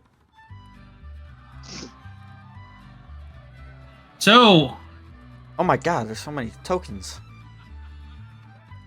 our adventure starts in a small little village town just outside the adventurer's capital. This is the Elder One. 5 seconds. Sorry. So, Sudag's about to get his stream launched here. So he can bring everyone in on the start of this soft session 1 intro. I don't like some of the things I'm seeing. They look like enemies, but it's like this is a town. This is an adventurer's town. So these are all other adventurers that live in this village. Oh. And I'll explain a little bit more of that once we... Hey, that's a Githyanki.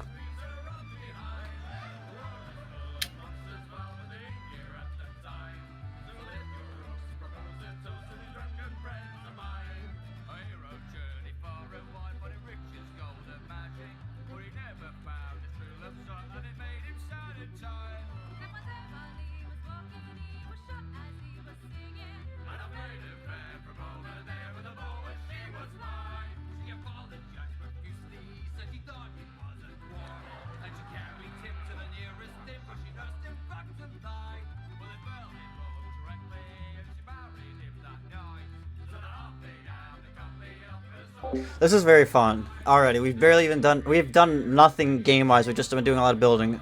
This is my first ever D&D campaign, and this is really cool. This is really, really cool. I feel like this is going to be a lot of fun, and I hope that anyone that's watching, that you stick with me. I'm going to make mistakes.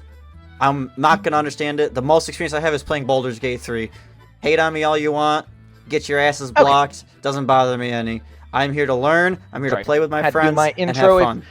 And everyone, this is Rex Gaming, aka the Badger, and Gaming Shepherd. Hello. They are. I don't have an Rex. AKA. You know what? You are AKA Shepherd now. Yeah. You're no longer Gaming Shepherd. You're AKA Shepherd. Shepherd, Sheppy, Shep. I don't care. One of the many will do. I will respond to mostly any. So let's go ahead and get buckled down. Let's do it. Uh-oh. All right.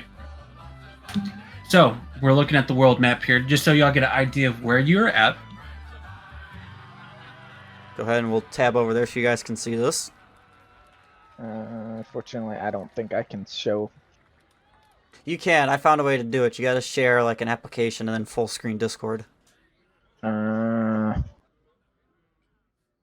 weird. Yes, you have to set it up in OBS. Well, if the people want to see it, they can look at back at my stream to see the map and everything. That's true. That is true.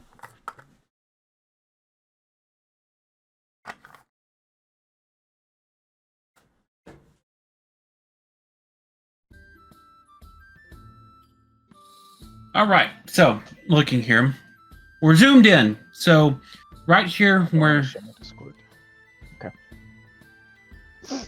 let me zoom out here so everyone can see exactly on the map where we're at here.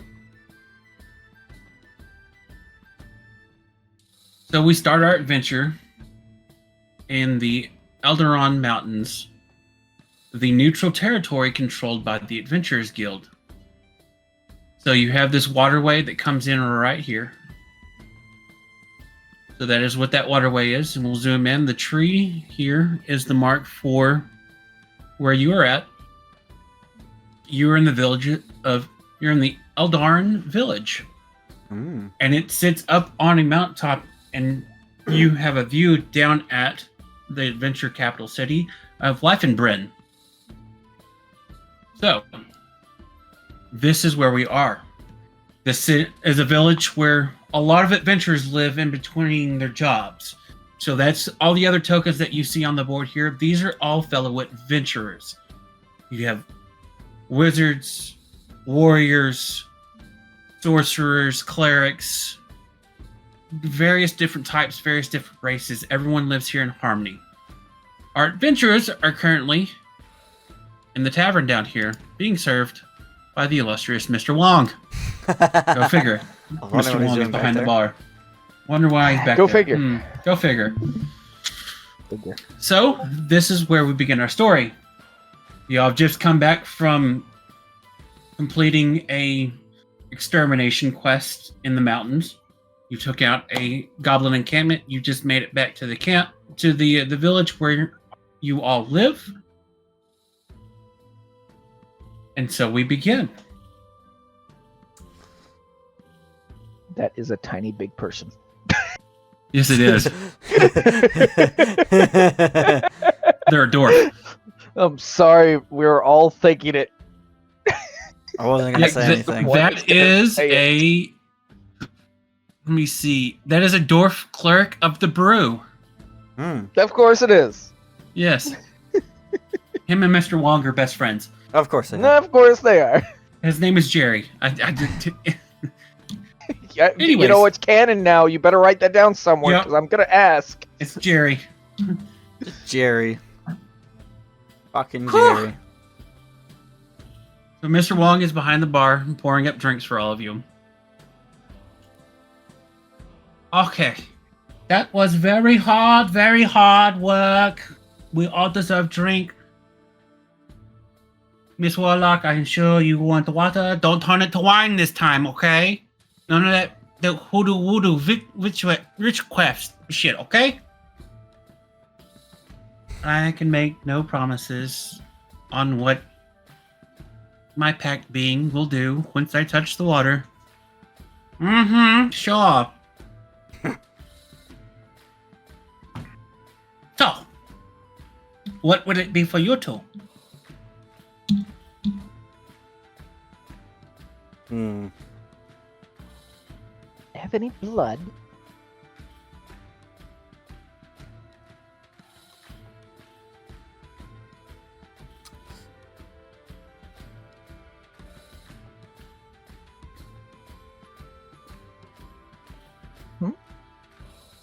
Yes? No? Maybe?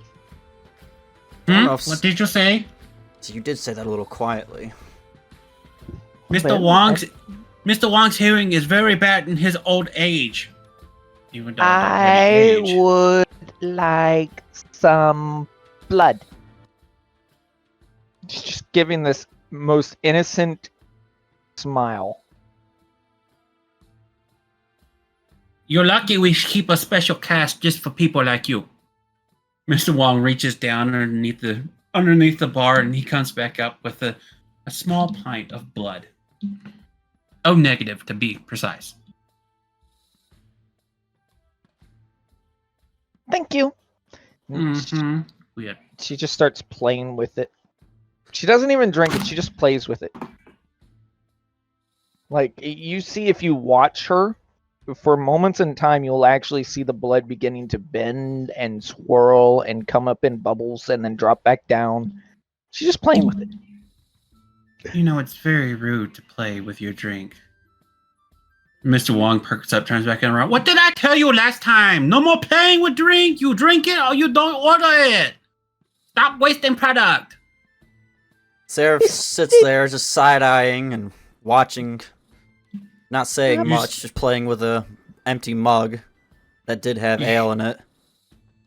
You hear the door from the table behind you. Oi! I told you already, do not waste my product. Not wasting it. It is okay, Jerry. I have this. Seraph looks over his shoulder at the one that hollered, just giving them a glare before looking back at the counter. I'm going to use the blood in the mug to create my 10 bloodberries. Well, Why at does least it you're pop being it up? useful with it, okay? Yeah, she is using it. Can't say that she's not. You seem very troubled, Seraph. Just a lot on Maybe. my mind. Mr. Wong is good listener. Maybe the great being above will give me answers to your questions that trouble and toil at your mind. I'll keep that in mind. For now, though, I'd like another ale. Of course. Mr. Wong takes your cup and begins to fill it up again. The scene here in the village, everyone's happy. Everyone's going about their normal everyday lives. You know, just another day has come, another set of jobs. People have done their work. They've come back. People are out attending crops in the fields in the village. You have people over in the cookhouse cooking up food for tonight's feast. You know, being an adventure village, everyone always has it. It's always a big old party at night, so there's always a big feast for food. Everyone's kind of, in between that work for the day's journey and quest that they've done. Lingering about the village, talking to each other, sharing stories of what took place. People over in the forge working on armor, cleaning up their equipment. People up in the chapel praying to their gods and whatnot. Just very, happy, joyful life.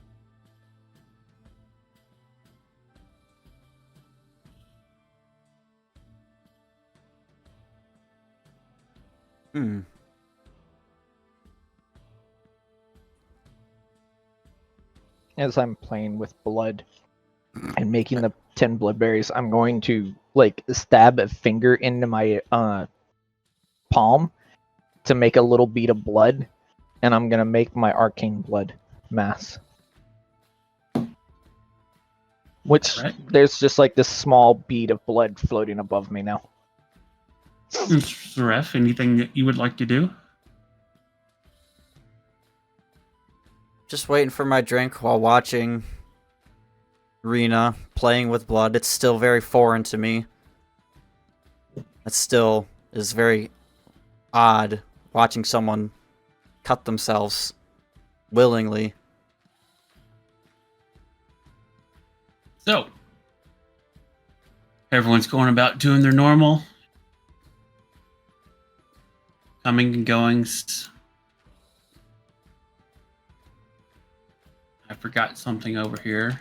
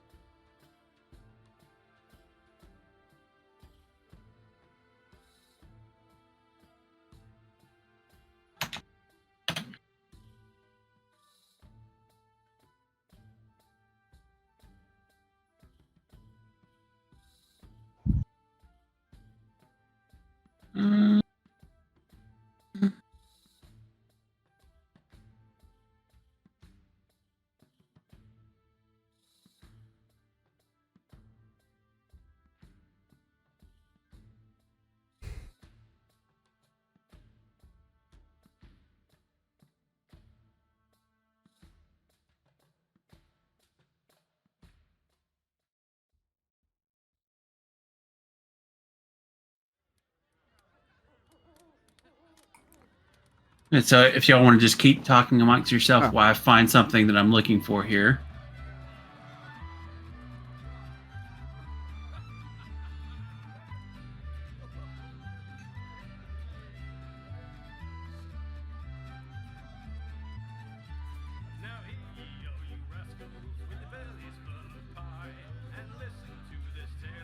I just noticed that something that I had tried to bring over, it didn't come over properly, so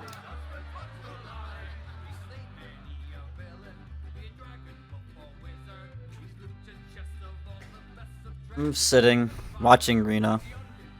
Just keeping a watchful eye out. Despite us being somewhere safe, I almost never let my guard down. I always keep out an ear, listening Knowing for any Rena for the subtle past change. week to 2 weeks, you would know Rena definitely is very oblivious to keeping a watch out. Wow. I picked that up. I would have picked that up probably within our first few days. Oh yeah, definitely. Rena is very unworldly. She doesn't know the world or much about it. You probably picked up.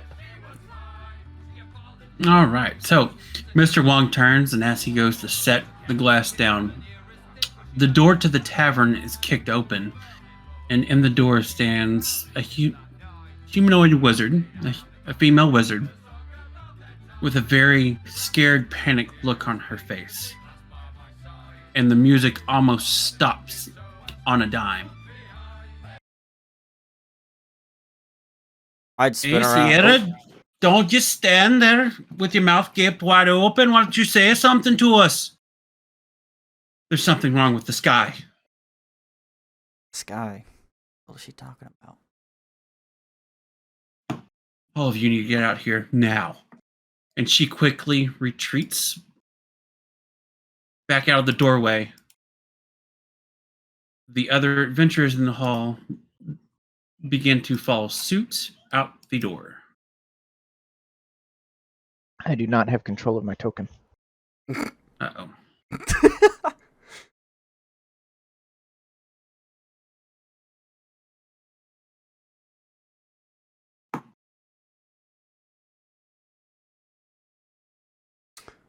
Let me see what is up with that then. I'll wait until we're ready. Well, Shep, do you have control of your token? Can you put your mouse over your token and move it? Yeah, I got the little four-way cross. I can pick it Alright. up and move it around. Alright, good. Okay, what do you have my red bar set at?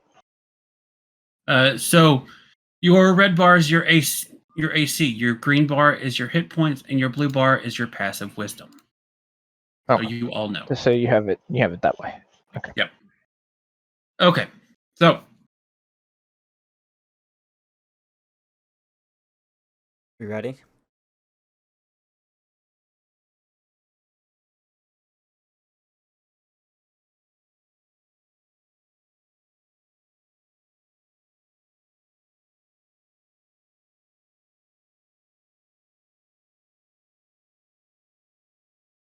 all right.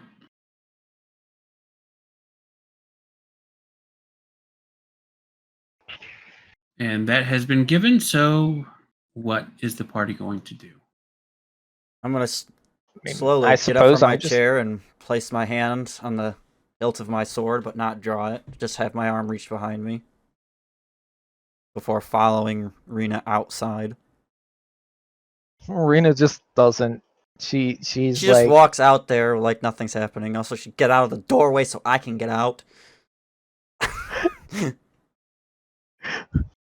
Thank you. So as you come out of the door, out of the tavern, you look around and everyone in your vicinity is all looking up towards the sky. If everyone could give me a perception check. Stand by. but what if I don't want to? Because my perception sucks. Wait, how do I do that again? on your character sheet, just you should see the skills tab right next to your stat modifiers. And then you should see like acrobatics, animal handling, so on and so on down there. Just go to where it click says on perception and click on it. Yep. See, I told you. Raina just looks around at everyone looking up, like, what? What's going on? What? No, then I get distracted by the blood that's circling over my head. Ooh. As for And me, then I begin to make small little symbols out of the blood. Everyone else kind of follows the gazes upwards to the sky, and you take note. The sun's still supposed to be up and shining. It was shining when you went into the tavern not too long ago. You come out, and almost an aurora fills the sky. do not like this. Doesn't bode well. You know that the sun is supposed to still be up. But all of a sudden there's an aurora in the sky, and there's never been an aurora where you're currently at.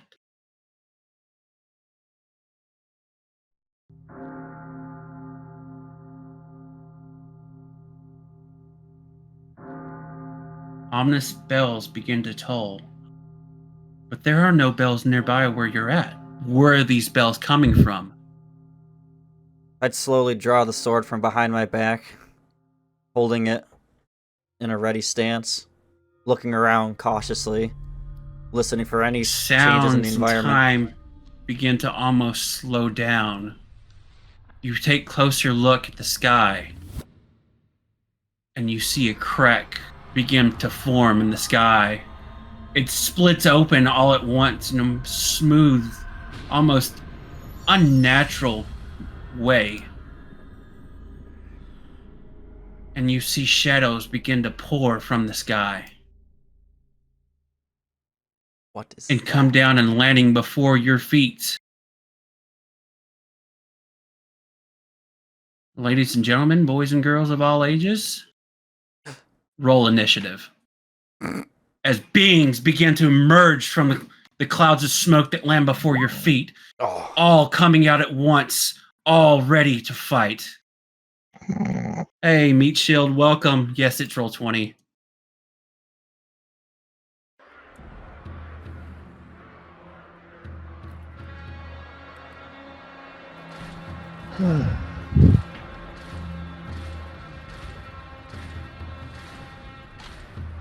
What is happening? Everything and nothing at the same time. You All don't right, have so my token set to my sheet. I thought I did. I pulled it from your sheet, so Yeah, it's not. Don't worry, I'll fix it. We'll after fix game. it I'll fix after the everything game. after the game. Yeah.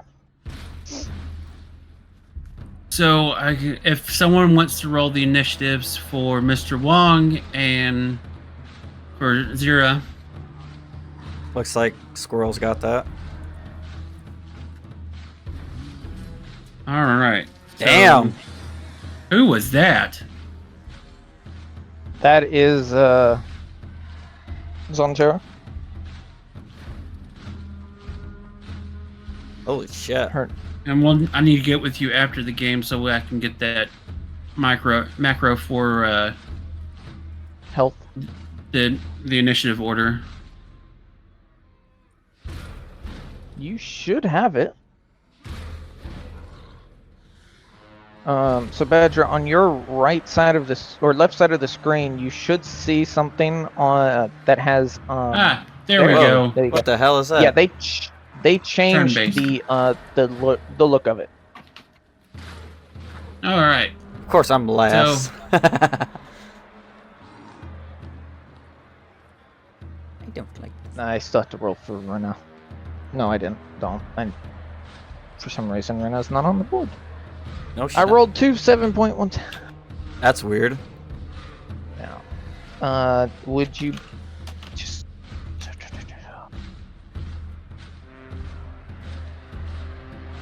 Okay. Now Roll20 is playing games with me with my sheet. Okay, Roll20. It's always something. Better that than other stuff that has happened before. All right. So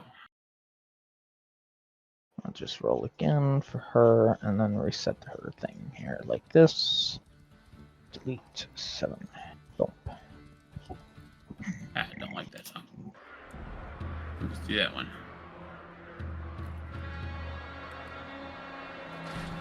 All right. I got that. And then we're going to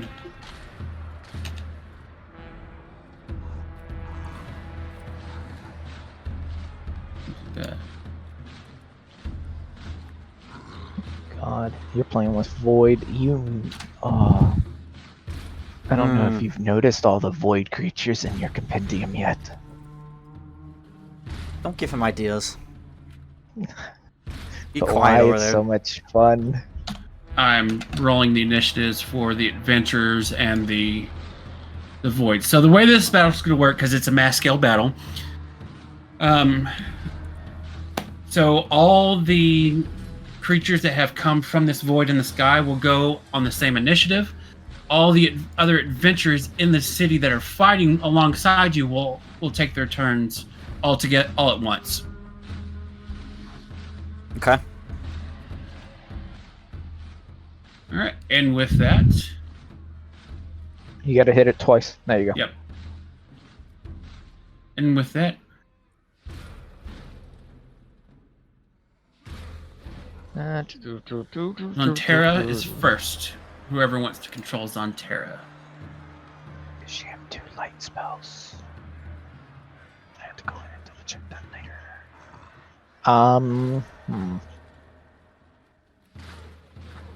Oh, that's scroll, because I still got to learn how this all works, too.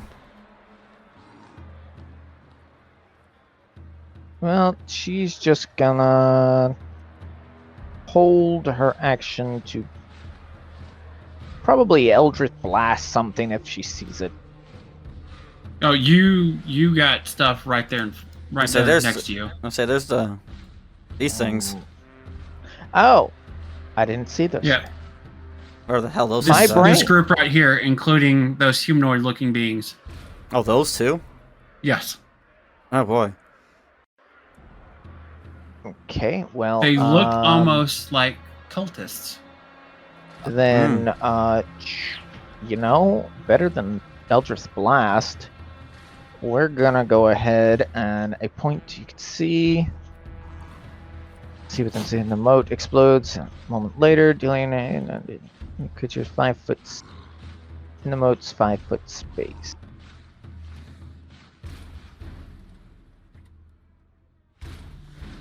All right. Okay. Before she goes, I need check something real fast. All right. I need everyone to give No. me No. Oh, boy. No. 1, No. 2. No. I'm gonna say no. All right. I refuse. Sudag, you need to do 3 Constitution saving throws. Everyone else does 2.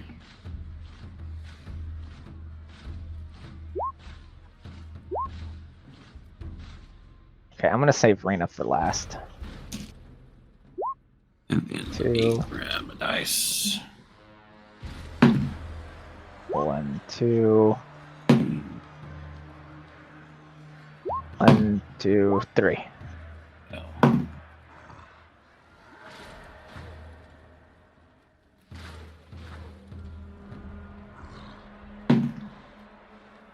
Okay.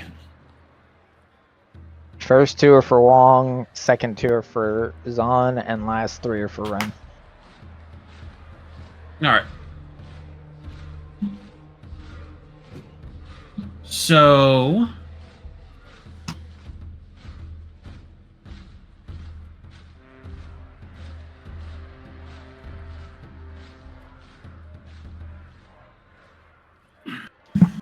Mr. Wong,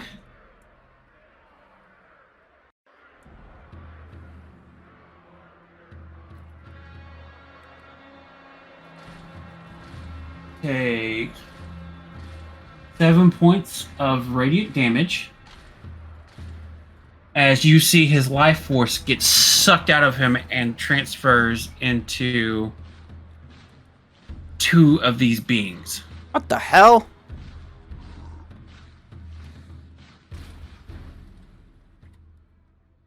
Now you can take your turn. So everyone else succeeded. Yes.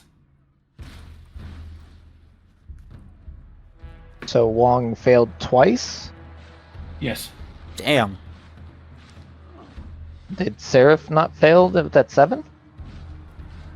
Oh, did they roll 7? Yes. That 7 is the 7 and 11 are fail. So Seraph takes. Oh my god. Sorry, Seraph. Fuck you, asshole. You open your goddamn mouth, prick. 6 points of damage as you see life essence comes absorbed out of their body.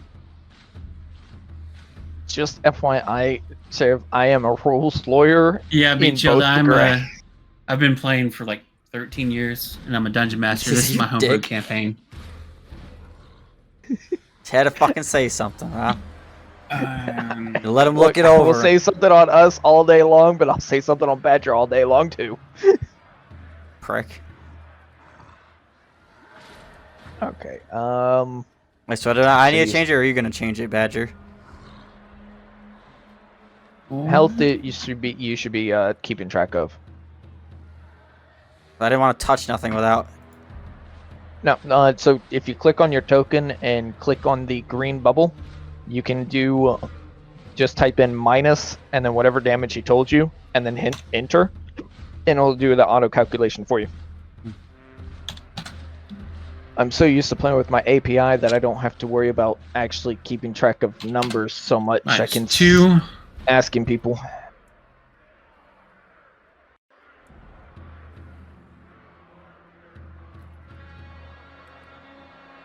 Got 12.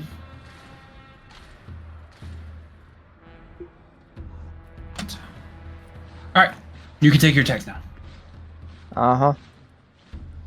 Well, yeah, that just changed. Why? Well, no more damage for her. For who? For Zon. Why? I'm trying to figure out why Zon doesn't have like a cure wounds or something. Only have the healing light. So how do you attack stuff?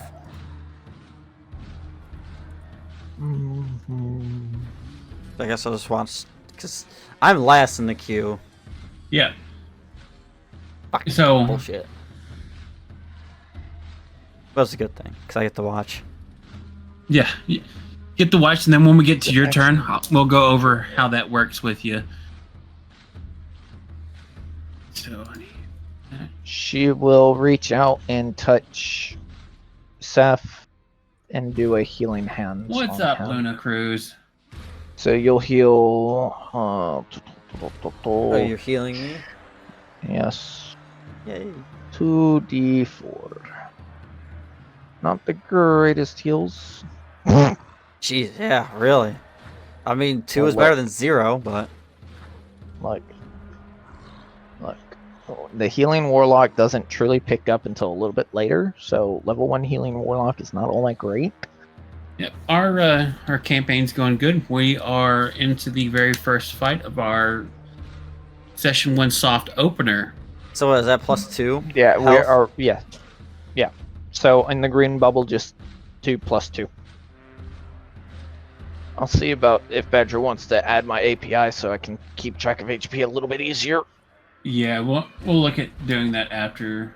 This is kind of like This- the beta. We're figuring out what we need to do. Yeah, We're read it for the full session 1. Yep. Figuring out what is missing and what's gonna happen.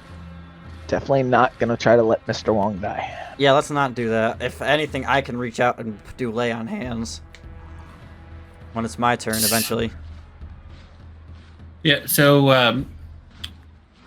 in the at the beginning of the live stream session here, Luna, I went into a little bit on some of the characters. There are some homebrew races that are going on right that we have right now. There's some homebrew rules that haven't been introduced just yet.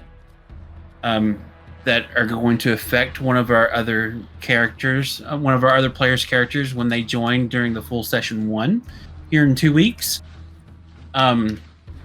So this is just the soft opener to get us to Sorry, where did not session 1 is realize going that to begin. my OBS glitched out and just blacked the screen out until I just looked over at my recording to make sure it's still going. That's it for.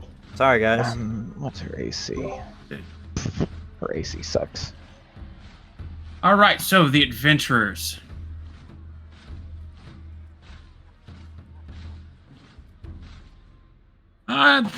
Thanks for the offer, but I am good on characters right now. All right. So there is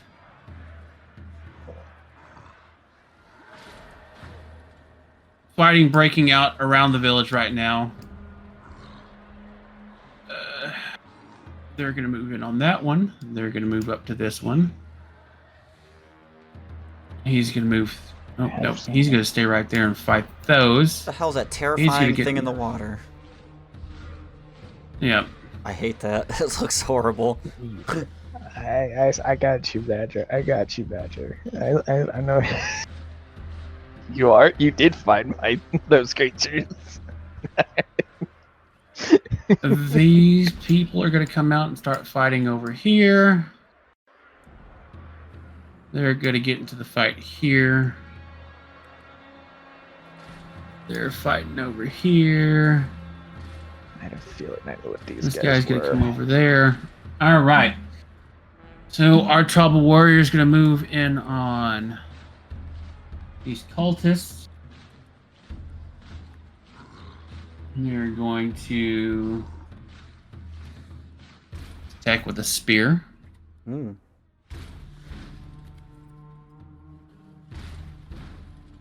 7 does not hit. Then they're going to attack one more time. And a 17 will hit. Dealing 6 piercing to this first guy. Then that moves over to our Amazon warrior. Whose sheet I didn't pull up. Whoops. A lot of moving parts right now.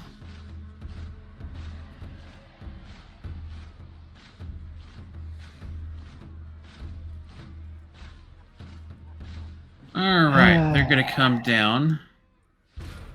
And they're going to swing at the void monster. They're first going to rage. And then they're going to take a two short sword attacks. Oh, looky there. They're going to hit both times on that thing. For an 8 and a 5.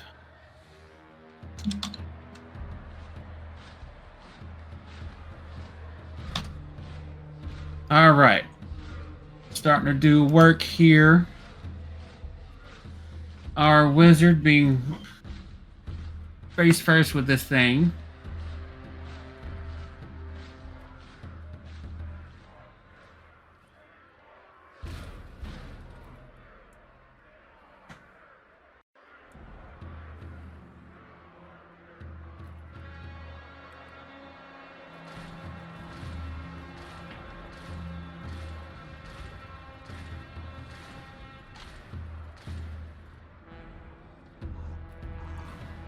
And they are going to action.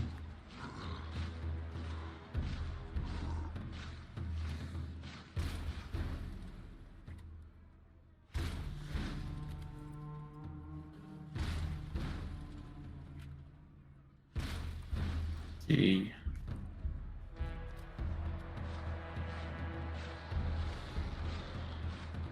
How are you doing that? We're not going to do that.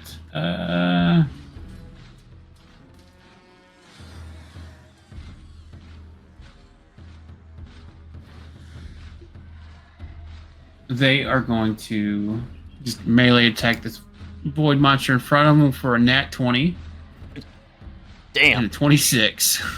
Wow. You see them reach out with their hand, and an almost archaic weapon appears in their hand, and they slash down. There's an explosion of magic. Holy. Cold. Whoa. Wow. Who did that? Is that the And- purple-haired lady? Yes. Oh my god. You see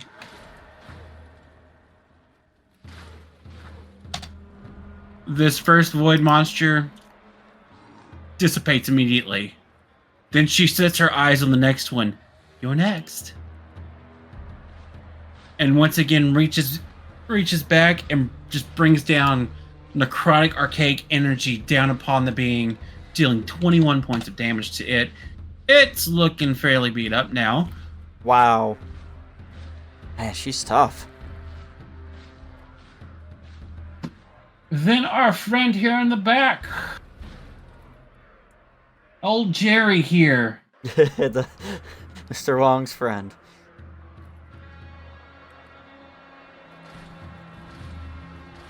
He's going to look over at your party, and he will cast at second level Prayer of Healing. He looks at both of you, looks down at his hands, quickly grabs out 2 flasks off his head, says a prayer, and tosses it to both of you, and the bottles shatter over your head, raining down alcohol upon you. But as it touches your skin, you begin to radiate with healing, as you're both healed for 16. So all you do is you click and you hit that 7 and put plus 16. Wait, yeah, should I not do yeah, that? no. You should only go up to your max hit points. So, Yeah. I was gonna say, So like, if it brings you to max, just bring yourself to max. Okay, that answers that question. There are some. I didn't know it would do that. I thought it would. There are some abilities in the game that allow overhealing, but he probably does not have any at the moment. No, not at the moment. All right. And you can hear throughout the village that there is fighting going on. They're going to come over here and attack things through the window.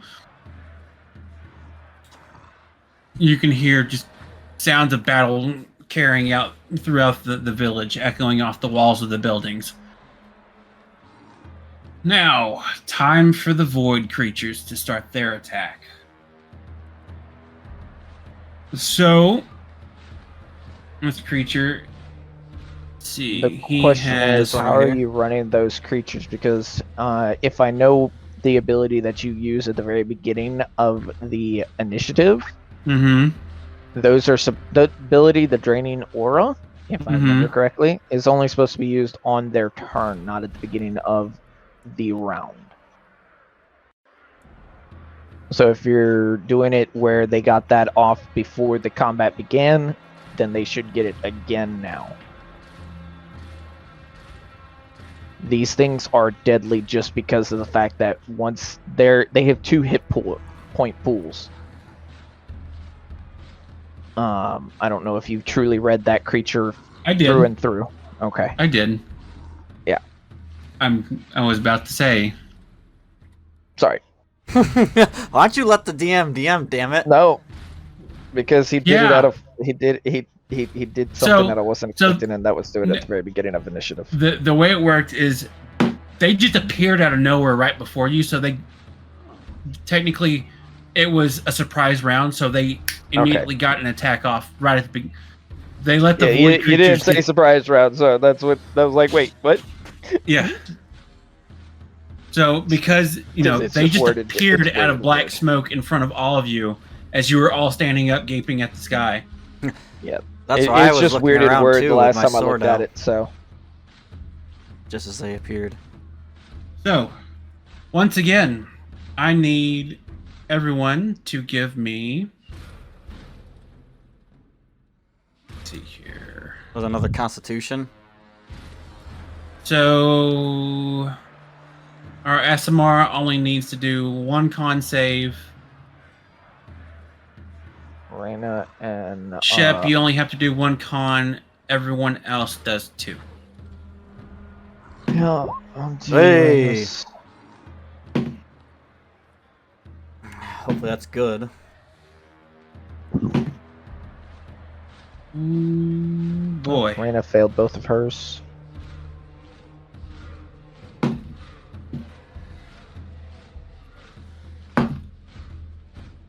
Okay. Mr. Wong probably failed his. Oh, my bad. I need to do 1 more for him. Thought I did 2. Okay, you only taken 1. Damn.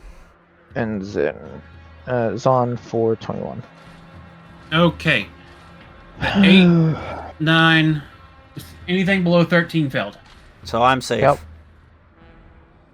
So Wong takes 1, Reyna takes 2. Alright. Ah, Marina. Grab Probably means I some. can't do any of my abilities this time. Sounds like Rena might die on the first fight. So, Really hope not.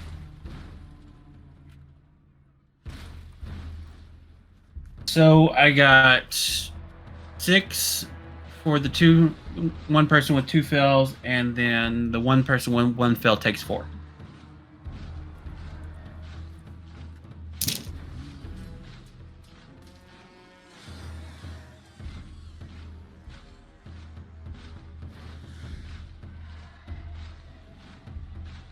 And now, let me see here.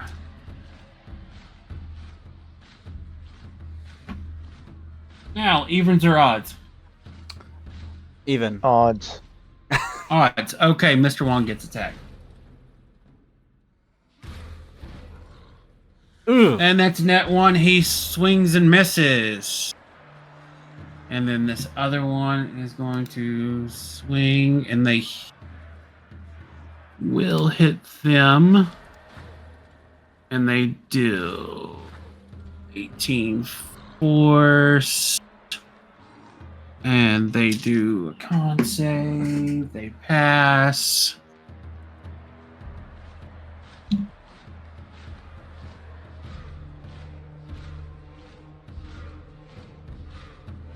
It's 18. All right. The Amazon Warrior is looking pretty beat up. And now that is those creatures' turns. Now we get to the people that were thought to be part of your group. What, these guys? Yeah. So this one's going to come up here and attack Mr. Wong.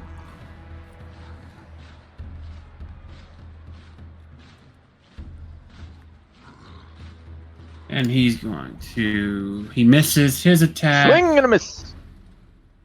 He's going to... Oh god, what did I just do? That's a swing try and to a miss. tusk attack Mr. Wong.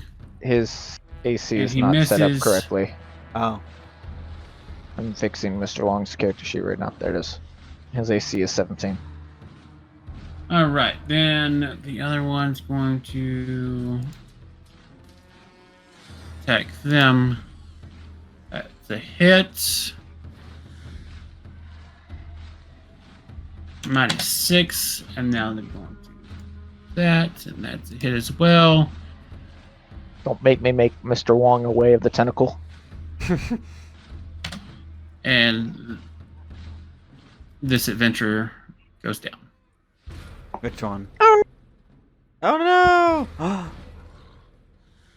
The Amazon Warrior gets attacked. It misses that. And it misses on, or it hits on the tusk. They take 5. Wish I could see everybody's health. This guy's You will. going to move You will up. probably next game because I'm gonna. We're going to do some probably things add before it. next game and fix that around. All right. Yeah, and I'm gonna make an that API that is- allows you to see our health without asking. That means we can see enemy health too, right? Yes, you'll see. Okay, so what I'm going to be adding is an API that will give us aura rings around all our tokens, enemies included.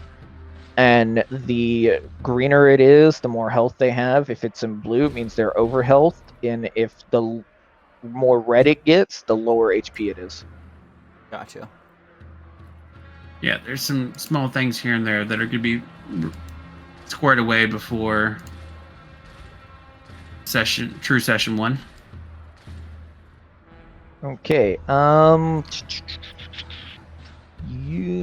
this is gonna be funny because a level 1 should not have this kind of power. The power. Oh wait, hold on. Let me double check this spell before I use it because I can't use it with Sanguine Wave. I can do it with this though, I believe. Let me see. Extend good power to reach within 15-foot radius of you.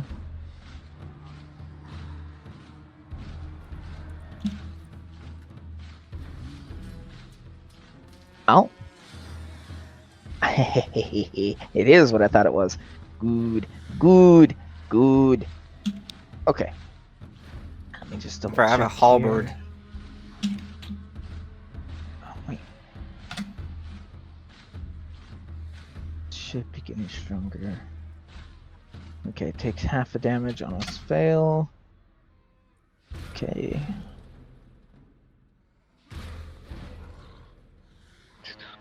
Let's see.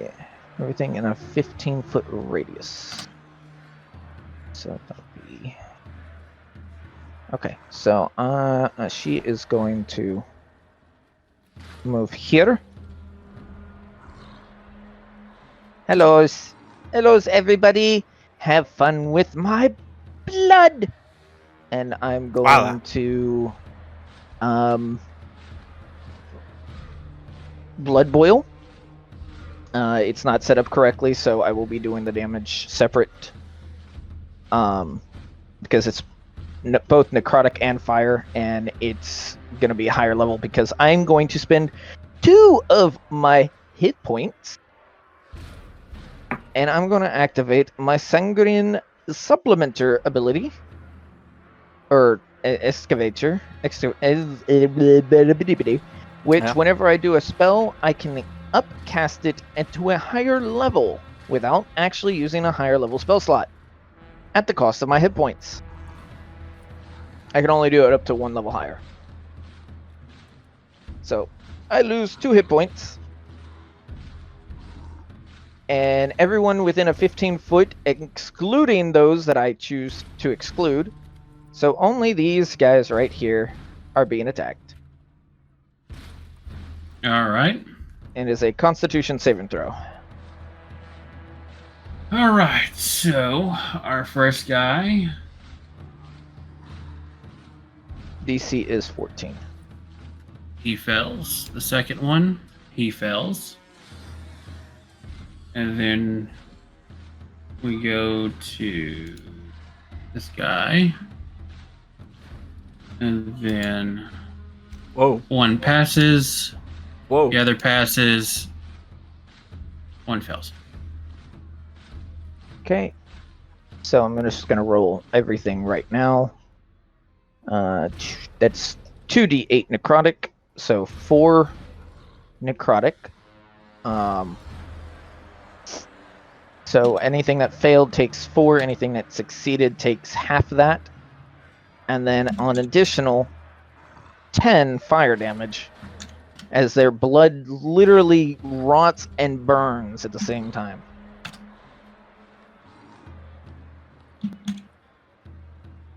Quite impressive. So those that fail take 14, those that succeed take 7.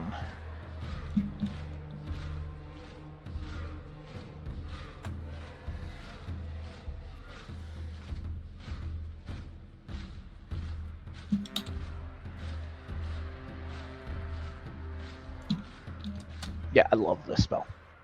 Though, unfortunately, I can only do it once. Because I already wasted a spell slot today. All right. So you see that one of these Void Wraiths is beginning to fade in and out of existence. The other one looks pretty good. One of the cultists looks like he's had the shit kicked out of him.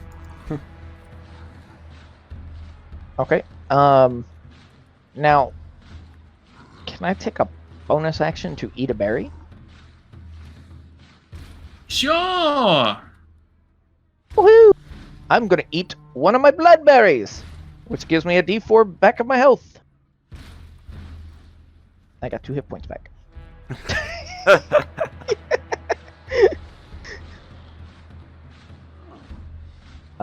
Yeah, that's it for her. Okay, Mr. Wong. He is going to.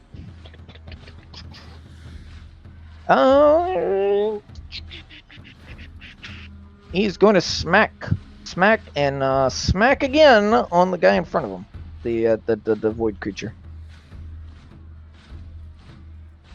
I'm gonna have to fix this sheet because it is not popping up everything needs to be popped up. How far does a halberd reach? If it has reach, it's 10 feet. If it does not have the reach feature on it, then it's 5. How can you tell? So 23 to hit this guy.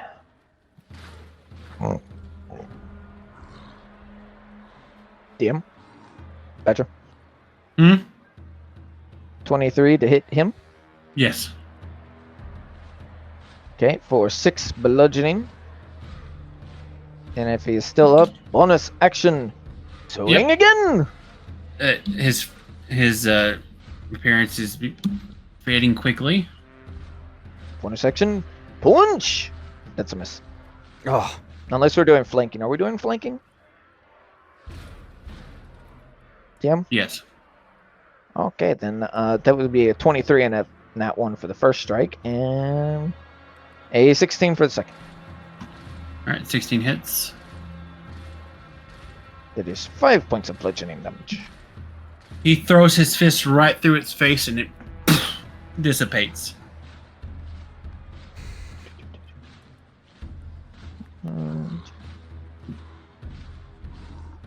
Anything else from Mr. Wong?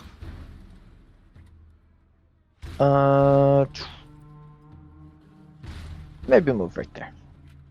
Rocky exploded in my hands. he moves right to where I was planning to go. Unfortunately, no blood. Because I've got 35. I can move there. Hey, it's my turn finally. It's your turn. Yeah. And yeah, there's like a hedge, so you can still go in that I space. say I'd walk around it. Yeah, the hedge. Yeah, the hedge is more. It's like a half hedge, so it's more towards like the line. So you can stand in one of those 2 squares. Okay, so now explain to me how this attacking works. I have no idea. All right. So you'll move within range. Yep. And then on your character sheet, you'll see. Let me open your character sheet so I can go over this with you here. Because I've got it open as well, looking at it. So what are you going to use to attack? What am I going to use? Yes. I was going to use my halberd. All right. So all you would do is click on the halberd. I think we set it up to Whoa. where you're rolling with. I'm sorry. I'm looking at something. All right. Yeah. I have it set to where you're rolling with advantage always. All right. So you would click to roll your to attack. Just click on halberd and it'll roll it automatically. Okay. Let me move here. And then...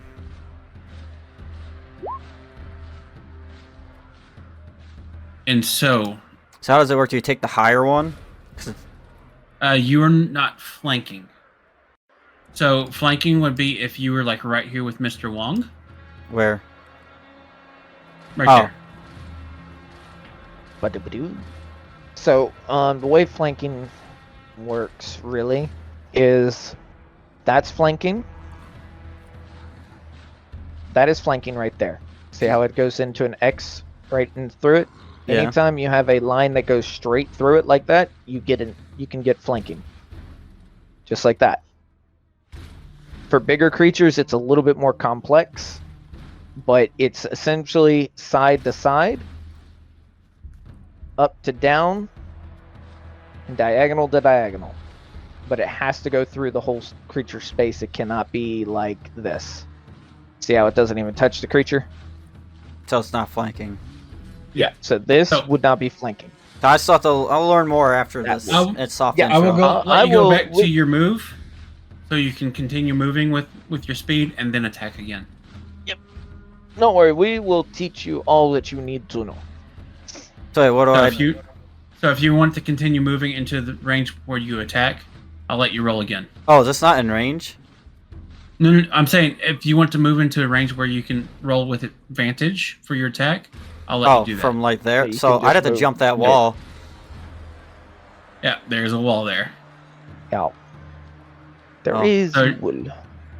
So I moved 10 because I have 35, right? Yeah, That's the speed so of the movement. that's a small wall, so you can either go back and use your movement to move somewhere else, or you can take this attack.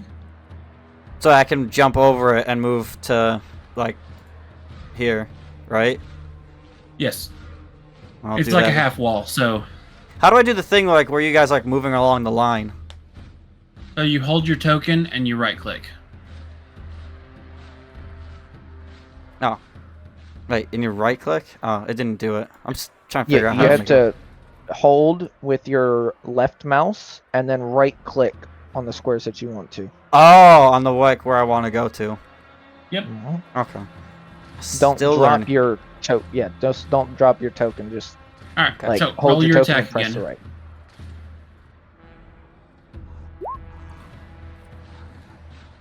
Okay. 16 hits, and then you'll just click halberd in the chat, and it'll automatically roll the damage. So you do 9 slashing. All right. Anything else you would like to do? Am I able to do anything else? So you have an action, a bonus action, and movement. So you've used your action to attack. If you have any attacks that you can use as a bonus action, you can do that. How do I know what is bonus? Let me look. What class are you again? Let me. Paladin. But you do not I need have. to check. I need to check something real fast.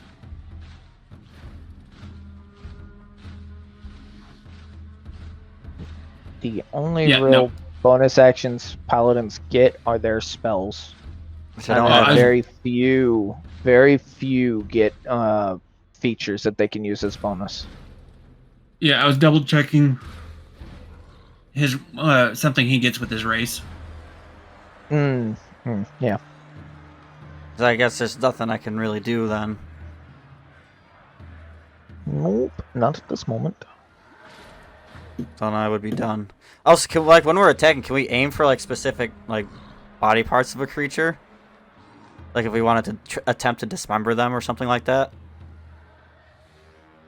You can try, but you would have to roll a natural 20. So I would have had to if I said I wanted to attempt to behead the one that I was attacking. You wouldn't be able to. I'm just asking. Yeah, you wouldn't be unless the damage you do does would kill him.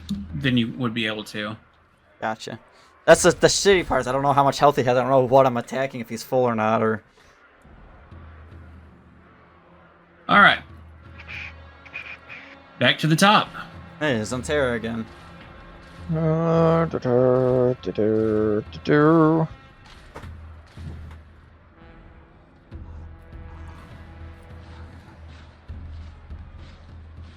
Fix these tokens.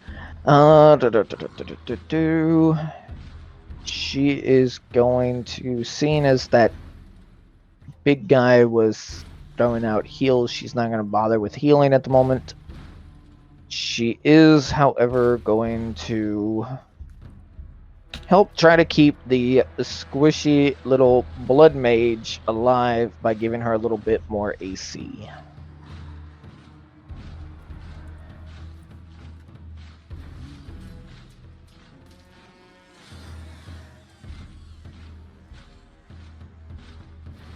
All right, I need to use the restroom real quick.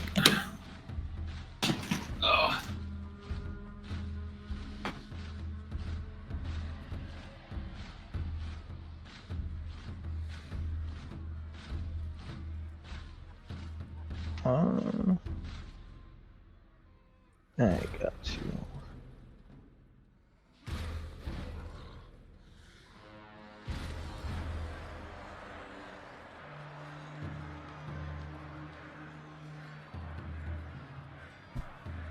I didn't have the music playing.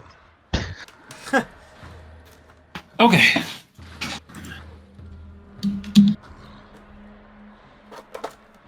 So where were we? Ah, yes. All right. So you healed up? Or No, I did AC bonus.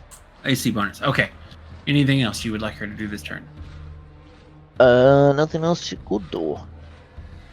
Okay.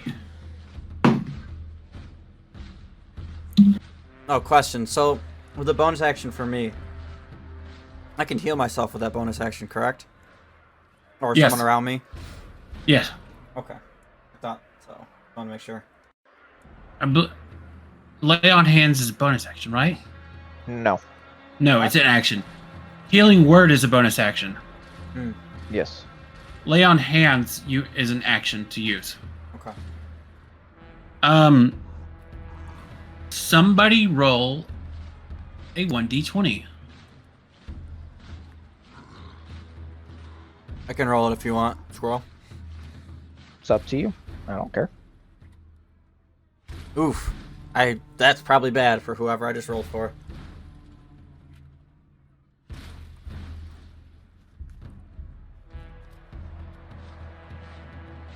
It wouldn't have been much better if I had rolled. We both got shafted. We both shafted. All right. So that is the lair action. A large plume of black smoke emerges from the void in the sky and lands. Oh no.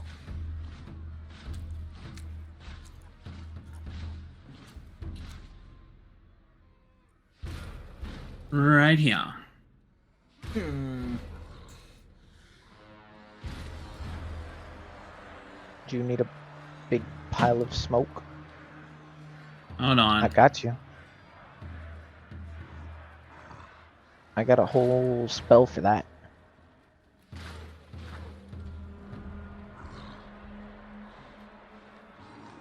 Come on. No. Nope. Angry. What is it, a monster? A scary default PNG. That sheet is broken.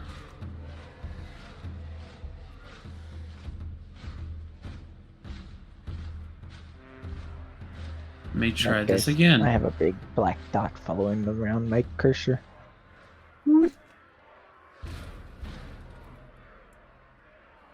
Roll20 likes to be special sometimes. I can see that. Okay, chat. You can't see my character, so therefore she is safe. Can't see her. Can't see her. She is fine. Can't see her. There it What goes. in the hell? I really don't like that. And Yeah, a towering beast steps out of the smoke.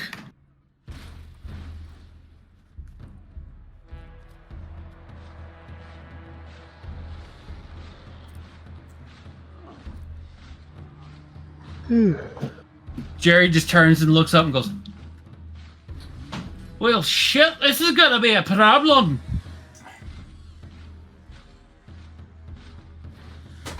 And that is the adventurous turn. From behind here. You see a humanoid run up and say, "Fear not, for we are adventurers, and if we band together this day, we will have the day." And then an For the arrow right next- through his forehead. No. For the next round, all adventurers have resistance to all damage. Ooh. A nice little Like a rally. ability of a raid cleric.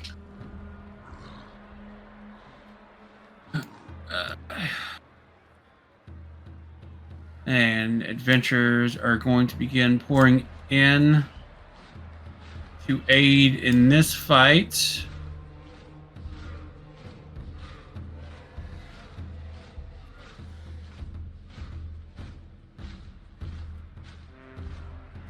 And the other fights around.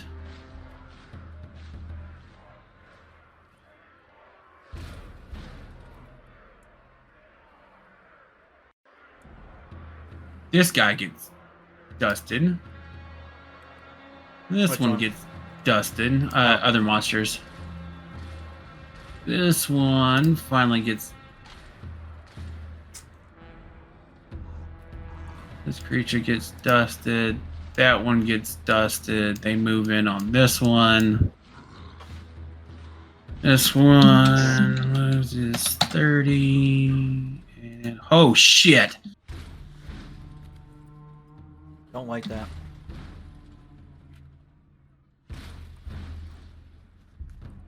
Jesus! I'm rolling off screen for so everyone can see the attacks of some of these adventurers, and some of these monsters are just getting obliterated. They're just getting curb stomped. Yes. I'm okay with that. I'm okay with that. I mean, you got a big old Minotaur-looking bison, so Listen, if You the got curb stoppage is on our side, I'm all for it. you got the Kung Fu Panda version of the bison over there. This guy loses 70. These guys are going to start moving around. Then we come over here to this.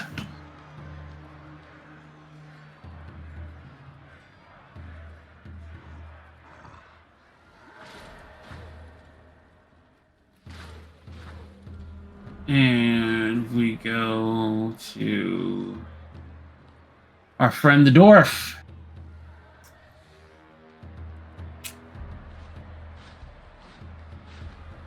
Is going to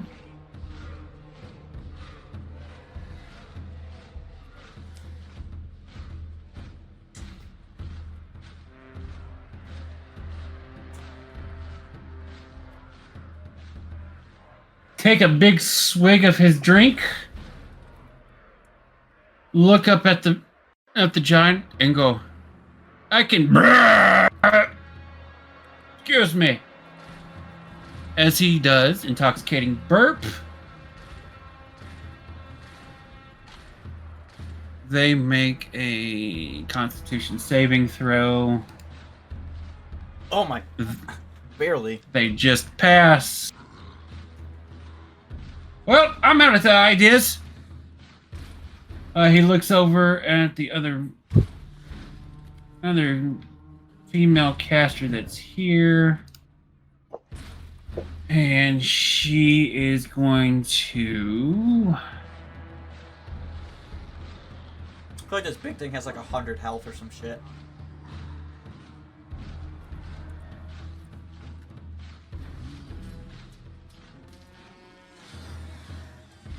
Never try to guesstimate a creature's health, because if you ever get it actually right, the DM will change it on you. Yes. Just saying. She is going to burn her 6th level spell and cast Circle of Death on the giant. Oh my God. They have to make Oh, Constitution Level saving. 6, that sounds ridiculous. yeah, but she rolled absolute garbage. Yeah, she rolled garbage on the spell attack. Level 2 can survive that. Getting shafted Boy by the Giant girls is here. going to roll their con save. They pass, but they Jeez. take half damage. Half of 17 is what? 8. That's 8, right? 8. They don't look phased. She gets all upset about it and will use her bonus action and summon undead. The ground begins to tear open as 5 skeletal warriors begin to appear from the ground.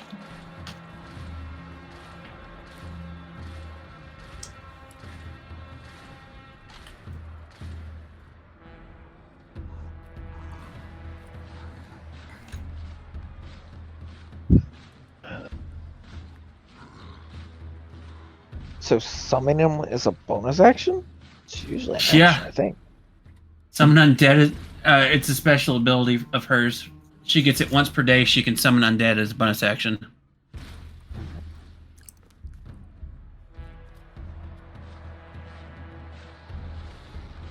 And she... You see her whisper something. And you see...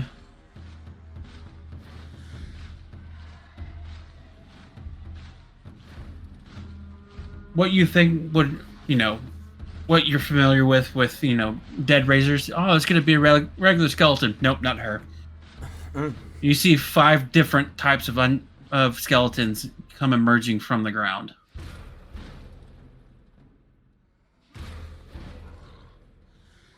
So she got that one. Let me roll. Next one. Okay. She gets that.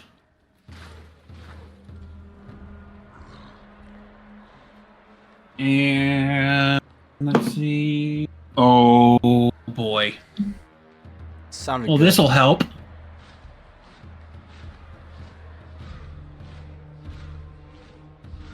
And then you see the bridge behind the cultist and the last void being begin to break and spread. And Seraph, you kind of take a step as the earth begins to shake. You want me to move And- myself? No, you stay where you're at. And with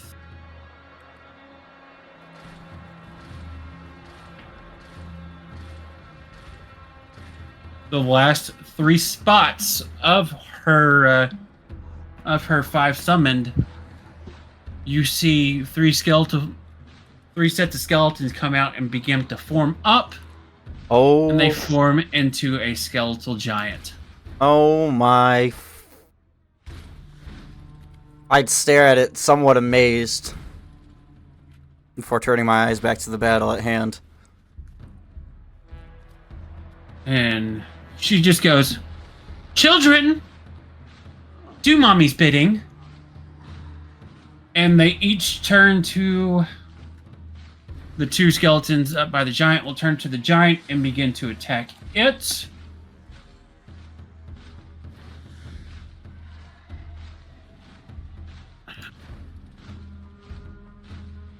His first attack will miss. His second one will hit. And he will do 11 slashing. And then our other skeletal friend here will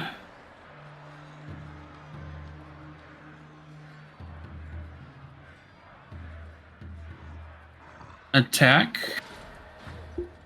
Their attack will miss. They attack again. They miss both times. Attack, Oh, then Jesus. attack everywhere. Attack.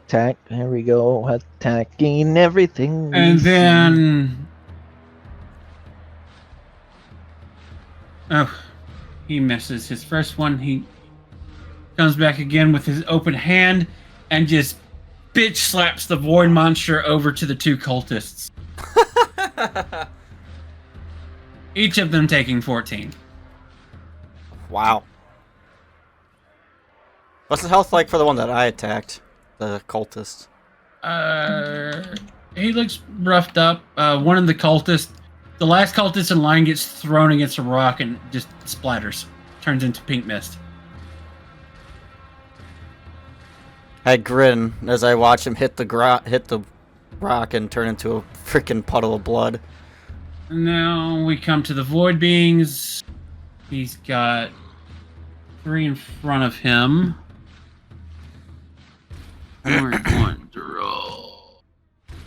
Actually, he's got 4 around him, so he rolls 1, 4. That is a 1.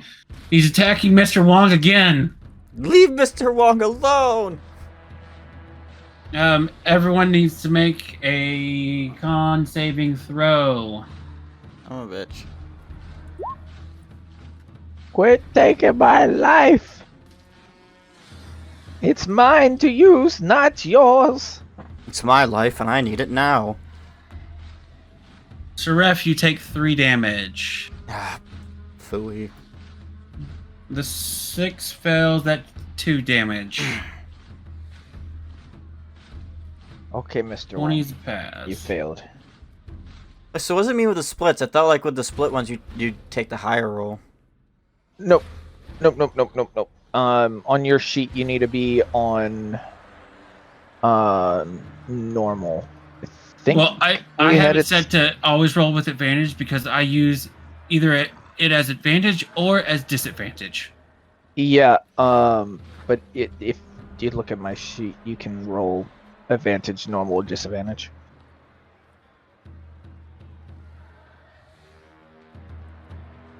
All right. So this thing will now attack Mr. Wong. Oh my 22 god. will hit. Mr. Wong takes 18 and it drops him. Oh no, that straight up kills him. Oh. He doesn't even get death saves. That straight kills him.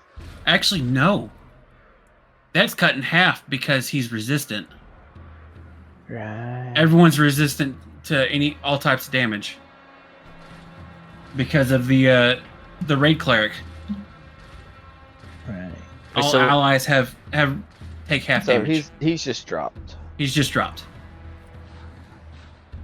Except for the draining aura does not count towards that.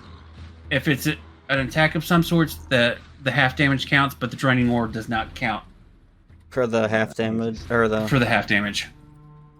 So that the draining aura is full damage. Everything else is half.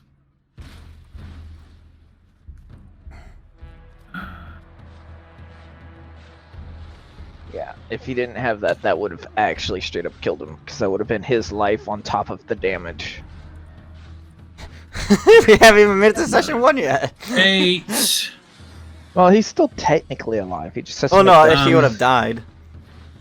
But then again, he's got so many allies around him that can pick him up. No. If somebody takes, let's say they drop you to like 2 hit points, and then they do those 2, and then more than your max total hit points, you straight up die. It's No, I'm talking insta-death. about like with right now, like he's down, someone can pick him up, correct?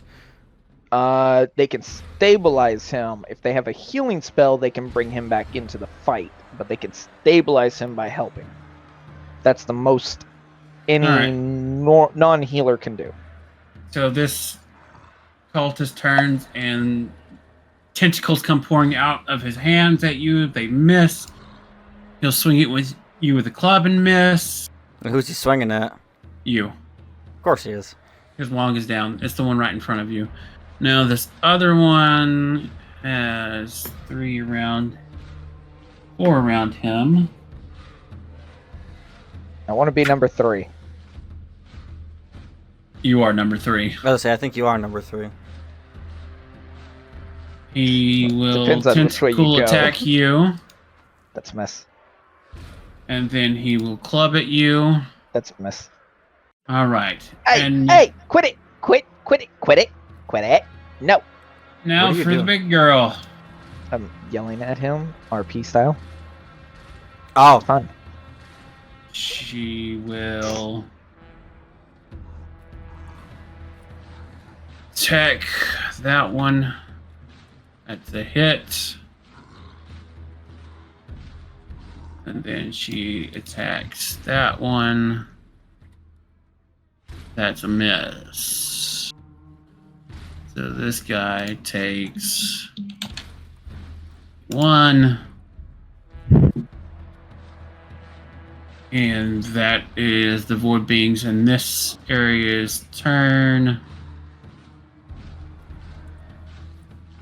Reyna. Okay,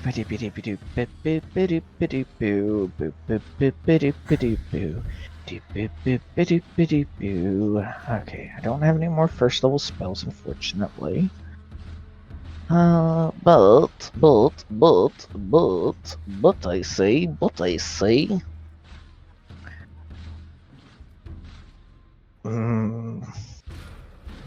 Dare I do it? Kill, kill, kill!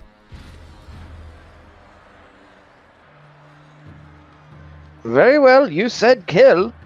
I'm going to do Sanguine Wave. Everything within 15 feet forward of me. It's a 15-foot wide slash that Damn. goes 15 feet forward. So unfortunately, you say kill, kill, kill. You happen to be in the way of it.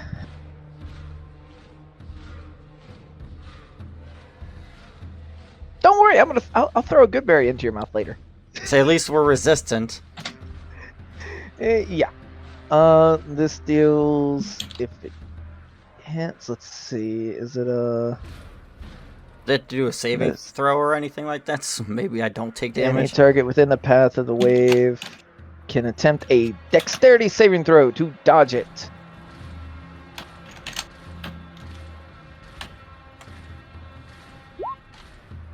So it's a 14 dex, and it's not built right. It's supposed to be with a 1d4 as well.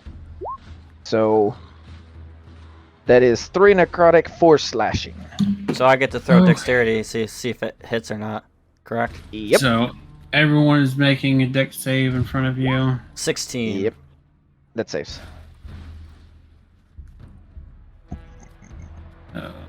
He may. If you succeed, you take no damage. Perfect. I look at you and I shake my head. This I'm is a somewhat spell, impressed, right? though. Yes, it is. All right. All right. The giant passes. The skeletal giant passes. Yeah, it's not draining the blood. I have a lot of abilities that would not work on him. One cultist. Because he has no blood. So he is a skeleton. He doesn't really have a whole lot of blood in him. That cultist passes. Oh, great. I can see where this is going. That one fails. And then the Void Wraith.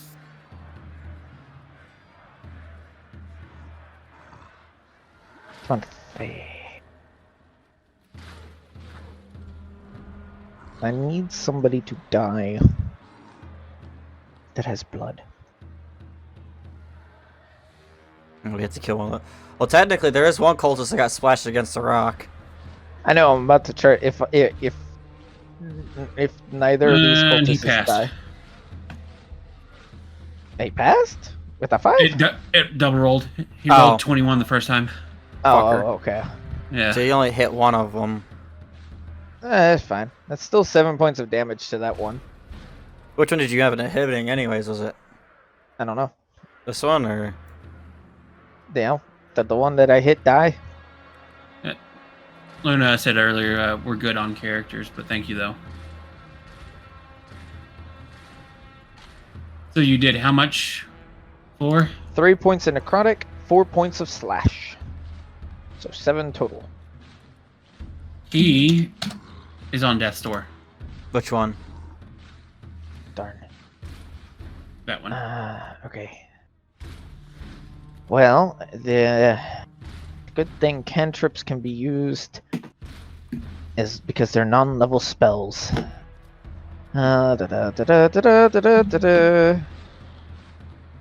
Shit. Well, here's hoping they don't get to hit me. You're about to do something stupid. I am. Okay, the Void and the cultist take an opportunity attack because you moved. That misses. And then cultist. Come on. That misses. Yes. Both missed. I can do what I want to do. So wait, how do you know if it misses or not? How do you calculate that? My AC versus their attack. AC.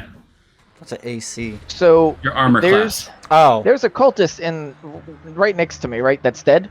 yes. Yes.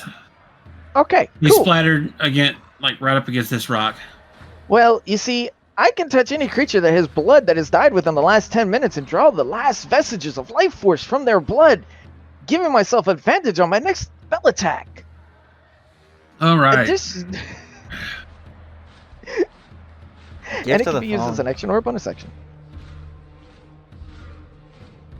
And if I do a exquisition ability, I can remove 1d4 from that damage that I would take.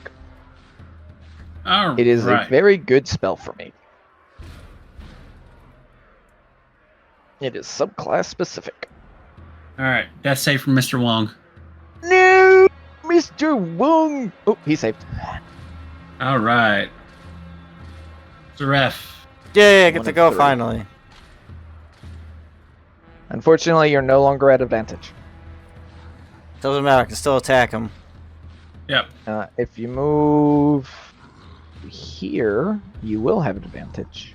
Yeah, but This I will be get an flanking. opportunity attack. Nope. You're Yeah. still within range. What's that? No, you Oh, no, won't get you up. would get a. You No, would he get would- attacked by the wraith. No, he wouldn't. He would not, because they both attacked me. They don't have- Right. They've So already which used way? their opportunity Where should attack. I go? You can go Right there. right here. He said hold. I mean, it's either there so you can get advantage on him, or you can just attack this guy, the Wraith, and get advantage. Because you technically do have a person right there. So I get so you can either advantage if stay- I.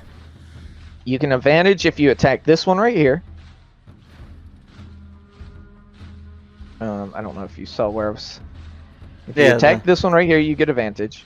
If you move here, you'll get advantage on him.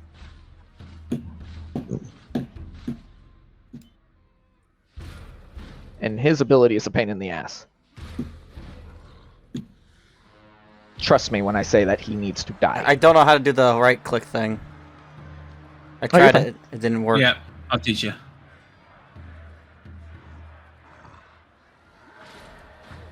So now that I'm here, I'm gonna attack the cultists with my halberd again.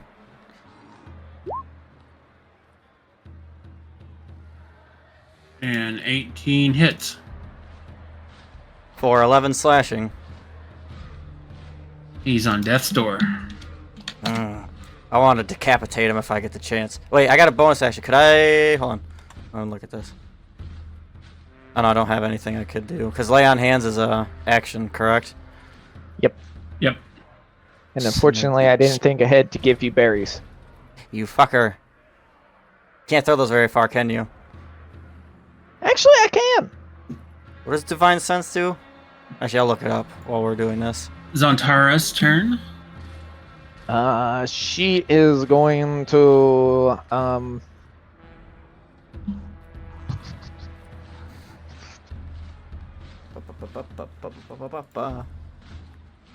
spend one of her healing light dice on Mr. Wong. I think it only heals for 3. I don't think it actually gets a bonus.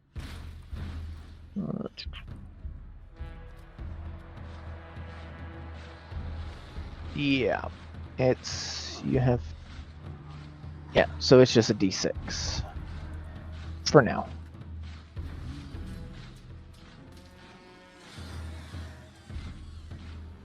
I think I can make it better with some invocations, but no, not minus. I meant plus.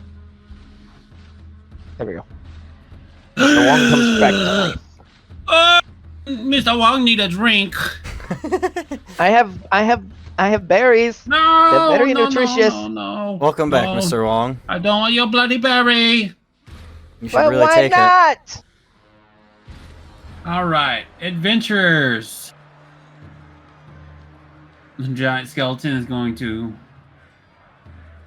attack his roll of Whoa. shitlings again.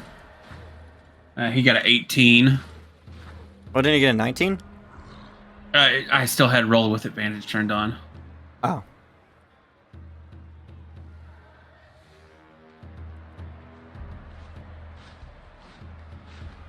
So I need to math here.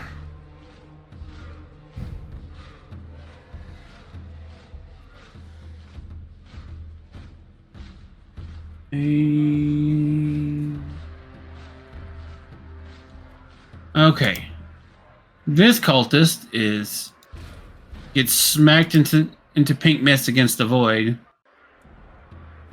He is now at 9 hit points. Who, this thing? And he's going That's to supposed to tell attack us that. again. The void monster dissipates. The last cultist dies. The skeleton, this giant skeleton, has just mopped the floor with those guys back there. If he wouldn't, I would have next turn. So no more void cultists, no more void wraith. Now we look at the other adventurers here.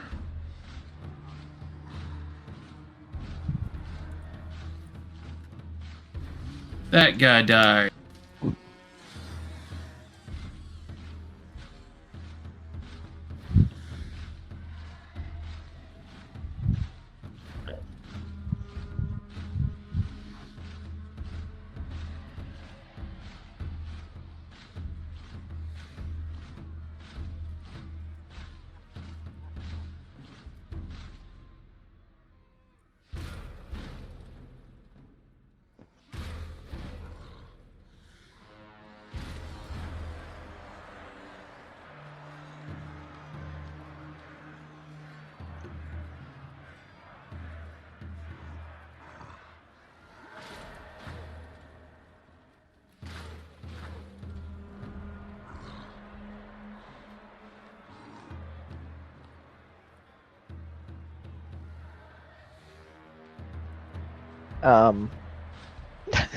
He did it again. Oh, he...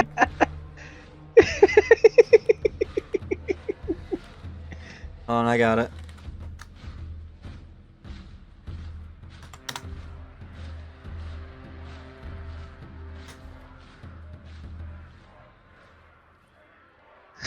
Might have to go to his stream and tell him to undeafen. Or can we do it in the chat? In the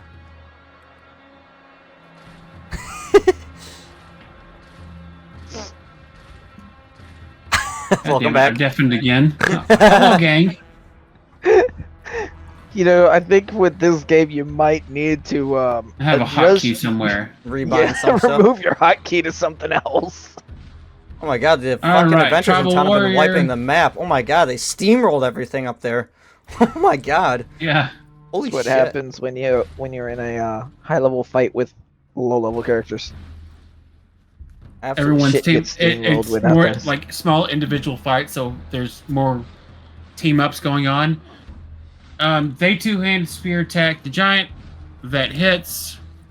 They deal 7 piercing damage to the giant. Still looking good, rocking and rolling. Down the line we go. Next up is our necromancer wizard. So the thing is, if the necromancer dies, do her summons disappear as well, or? Yes. Oh. Which one's the necromancer? This one? Nope. No, That that You one. did. She shall. Sells she soars at the seashell? Yes. Yep. We both go, yep. But what people really don't know is they're really undead seashells.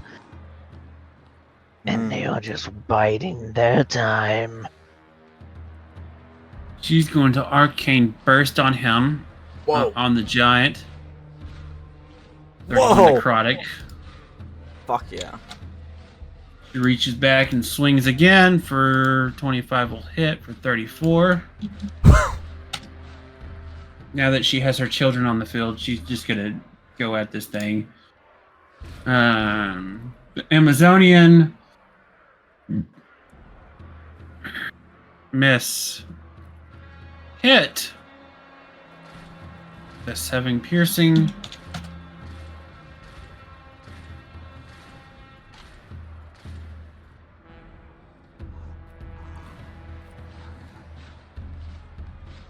Did Is going to that Divine aura of Right. vitality heal anybody, by the way?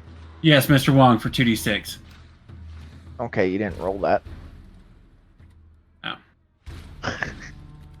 I was asking because it does take a bonus action to do it. I didn't see any 9. rolls. 9? Okay. Oh, he's back to full. There we go. Yay! Oh, that's I find good, it 'cause funny- I was gonna lay on hands Giant on my needs to turn. make a I find it funny dex that saving throw. They failed the dex saving throw and get absorbed in radiant damage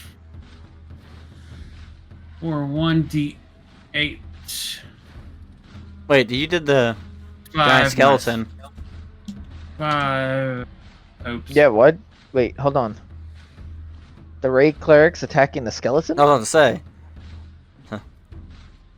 DM? No.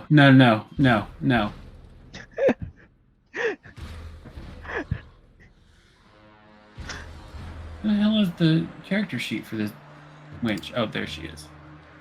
It doesn't matter. It would have been. It was for the giant, not the giant skeleton. They have the same modifier, so So it would have been the same thing, we'll say. it would. Yeah. What I'm saying is, it would have been the same thing. 7 points of radiant. Oh, wait. Does that. Alright, I need to grab the other character sheets for the other people that have entered the fray of battle over here. There's a And lot that of is people going- coming. Just shift double click the token and you'll get their sheet immediately, Badger. Yep.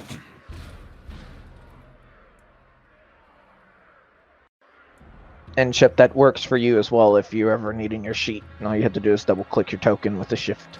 Gotcha. Yeah, I've got mine in a pop-out window that I just tabbed to. I don't use the pop out He's windows going very to much. throw 2 Pretend to- javelins and he crits. Whoa! 9 piercing. For 9 piercing. So one thing I've been Wait, who playing with threw that? Badger is crit. The crit rolls always do half, if not more damage, and they never do below half damage for the crit dice roll. It makes crits a little bit more rewarding than when you crit and then you nat 1 the dice. Alright, he's going to come over here. He's But going to. It'll be his call on the crit rolls. Can he get into this fight anywhere? Yes, he can. Unless supposed to run in there. Sorry. Oh, the lizard dude. That's who you're... Lizard.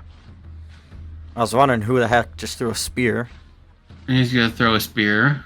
Misses. Does another one. That one hits. There's a warrior monk, I think. Yeah, there's a warrior monk. What, is it this guy? Yeah, that's a warrior monk. It's a Spartan. I say it looks like a frickin' this is Sparta type guy. Yeah, he's a warrior monk from a different module. Ah, I'm gonna take out. I'm gonna get rid of these sheets now. I totally forgot about the shift thing. You're welcome. what, shift left click? Is that what you said? Yeah, shift double click. Oh, shift double click. Okay. How's the? While he's doing that, can you explain to me how you do the moving thing? Because I tried it and it didn't work. You said you hold left click. Yep, hold left click and then just click the right on your mouse button. Don't let go of your left click. See, I did that. You said click on the scroll I wanted to go to, and then it just dropped it there. It didn't do the whole moving animation thing. Are you still holding the left click? Yeah. So this sword So you breaker. never let go of your left mouse. Because when you hold the left mouse on the do you hold on the token? Yeah. Yes. Yeah, because when you hold on the token, it drags the token with you. Yes. And if you let go, it'll drop it. But if you right click at this while you're dragging your token around, it should pop up a yellow line. Am I holding the right click too, or? The No, hit. just tap it. That's a miss. That's 9 slashing.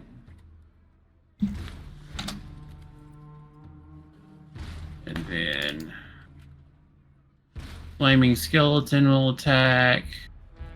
If you do it right, you can do this. Watch my That's token. a miss. That's a hit. I'm watching.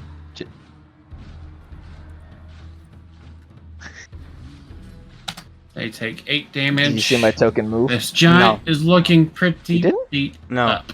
Did not. Are you talking about this one? Because this one's No. straight right here. Now it's the Void Giant's turn. Huh.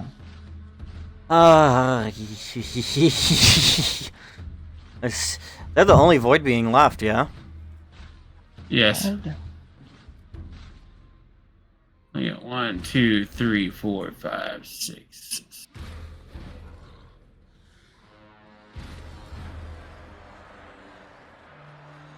We're going to roll to see who they're going to attack.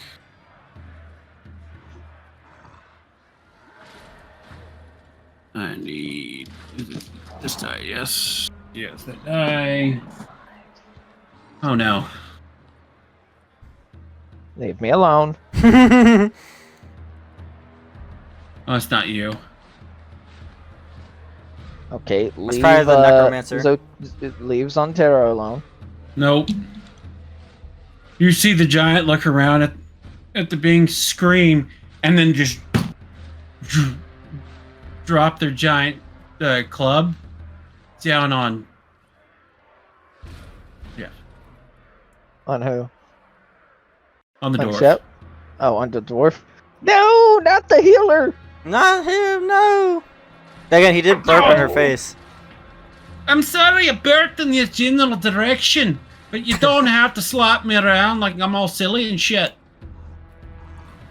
And she rears back and swings down again and misses as he jumps out of the way. I'll throw you a berry. He's going to use a skill that allows him to... A reaction skill that allows him to move out of attack range of them. Surprised And I don't that- have 10 feet range. Now it's your turn. I could have done... If I would have done that. They have a smaller club, so... Do you have like a separate there's- chat that you're doing your rolls in that we can't see, Josh? He's doing rolls in person. was wondering I'm why. doing in-person rolls, but well, for the giant, I have the giant's rolls set to GM So, in case it just like, oh god, let's not do that, and I can fudge the roll. yes. Well, you see, I have advantage on this attack roll because of my gift. So, have a blood bolt. Ooh. I take 1 point of damage. You take 9 necrotic. Yes, I take 1 point of damage.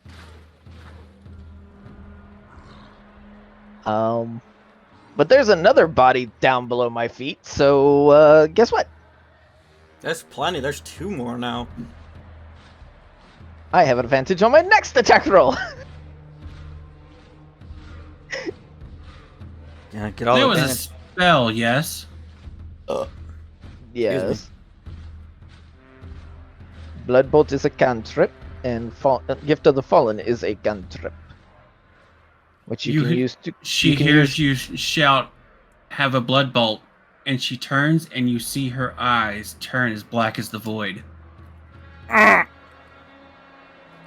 not counterspelling a flippin' cantrip, are you? I just rolled for it. She counterspelled the cantrip. Maybe not As the enough. bolt comes out, it doesn't disperses matter. and The blood flies over everyone. Counterspell is a. Maybe we should not announce our attacks right It now. We should doesn't keep it to matter. ourselves. It doesn't matter. I have 2 vocal components. Even if it wasn't vocal, they could still counterspell it. The only time you can't counterspell something if it's non-vocal, non-somatic. Yep.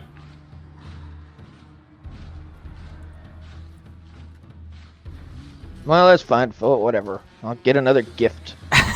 I mean, I was saying that in character, yelling at you from across the battlefield, but...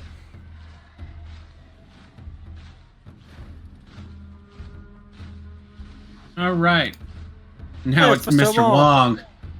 Mr. Wong's getting beat around. I mean, now it's his turn to do some beating. On the plus side, she doesn't have her reactions anymore this turn. Nope. Lump. That hits. Blomp.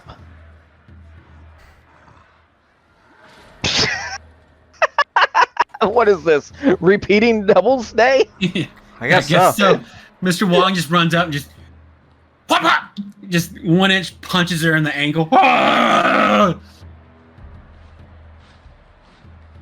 He runs up, punches her in the ankle with a 1 inch punch, and then just spins and backhands her ankle with the other side of his fist. Giraffe. I'm looking, because I'm at range now. I was wondering how far my crossbow will reach. Oh, your crossbow reach. You that's have your fine. crossbow, but don't forget you also have another item. I'm not It using has- that right now. No, I'm not using Damn it. No, you're not getting me to use that yet. That's not happening. At least you have a cursed item that actually is useful. Mine, I'm never gonna use. Which is unfortunate. I'm not using that quite yet. I'm gonna find the right time to introduce that. I'd use it if like we got into... Actually, I don't know when I'd use it. But I don't Mine know. will probably never be used.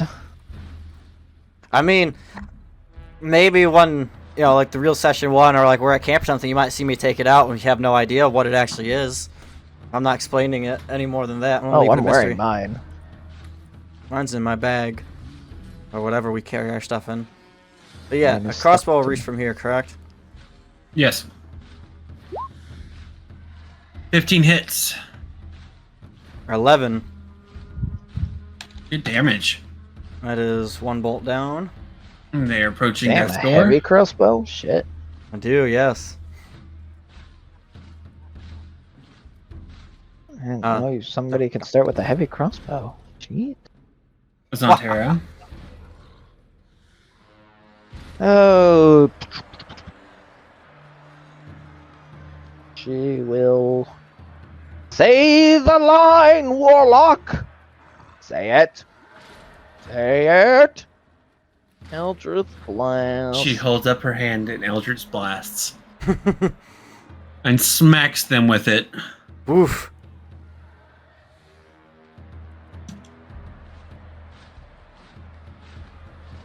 Alright. And with that, that is the lair action. I need a 1d20. From all of us? No. Just one person. Just FYI, Shep, they're all bad. Doesn't Nothing matter happens. whether we roll. Nothing happens. Oh, I'm impressed. The adventurers' turns.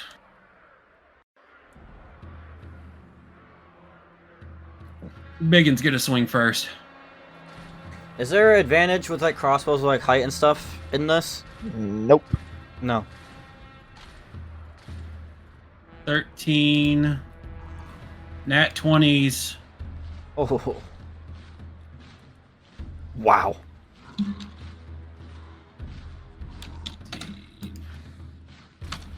He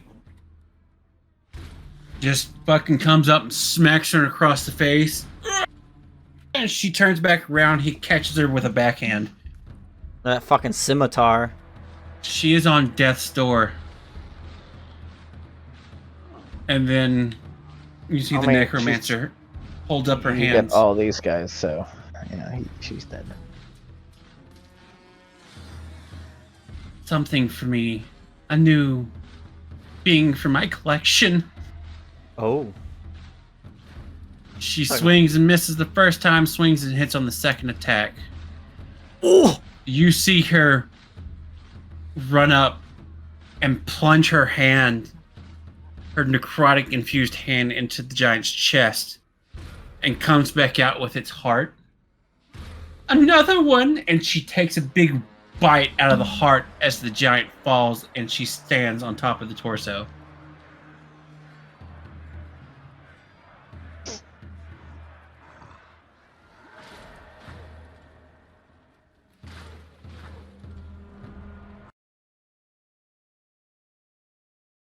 And with that, the fight at the village ends.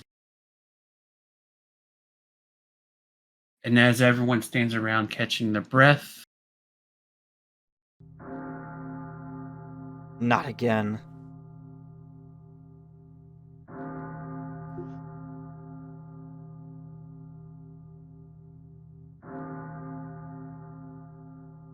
I look around waiting for the more to appear. I stand ready.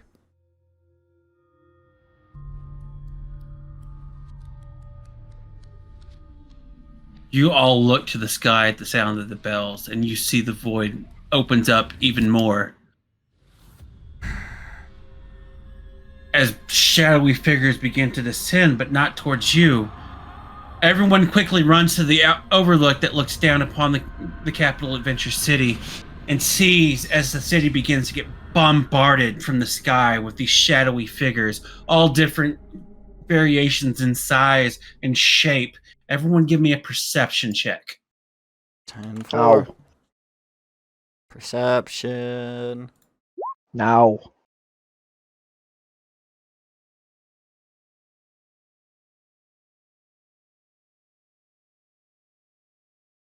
The void has opened up enough to where you see a being standing just beyond it with glimmering eyes of star fields, looking down upon the chaos raining down upon the adventurous cities. Mr. Wong's failed. And that's where we'll end our session. It's gonna leave me like that, huh?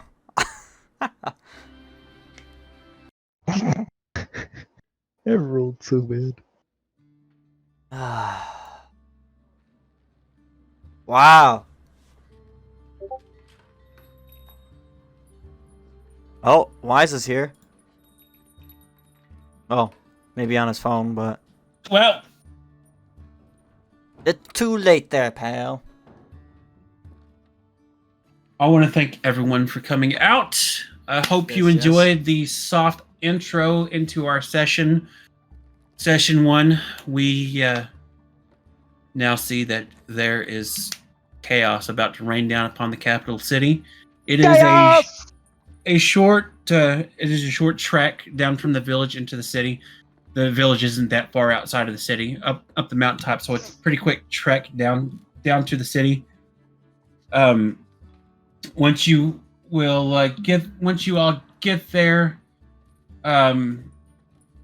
that's where session 1 will pick up. So y'all have just watched all this chaos come down from the skies onto the city.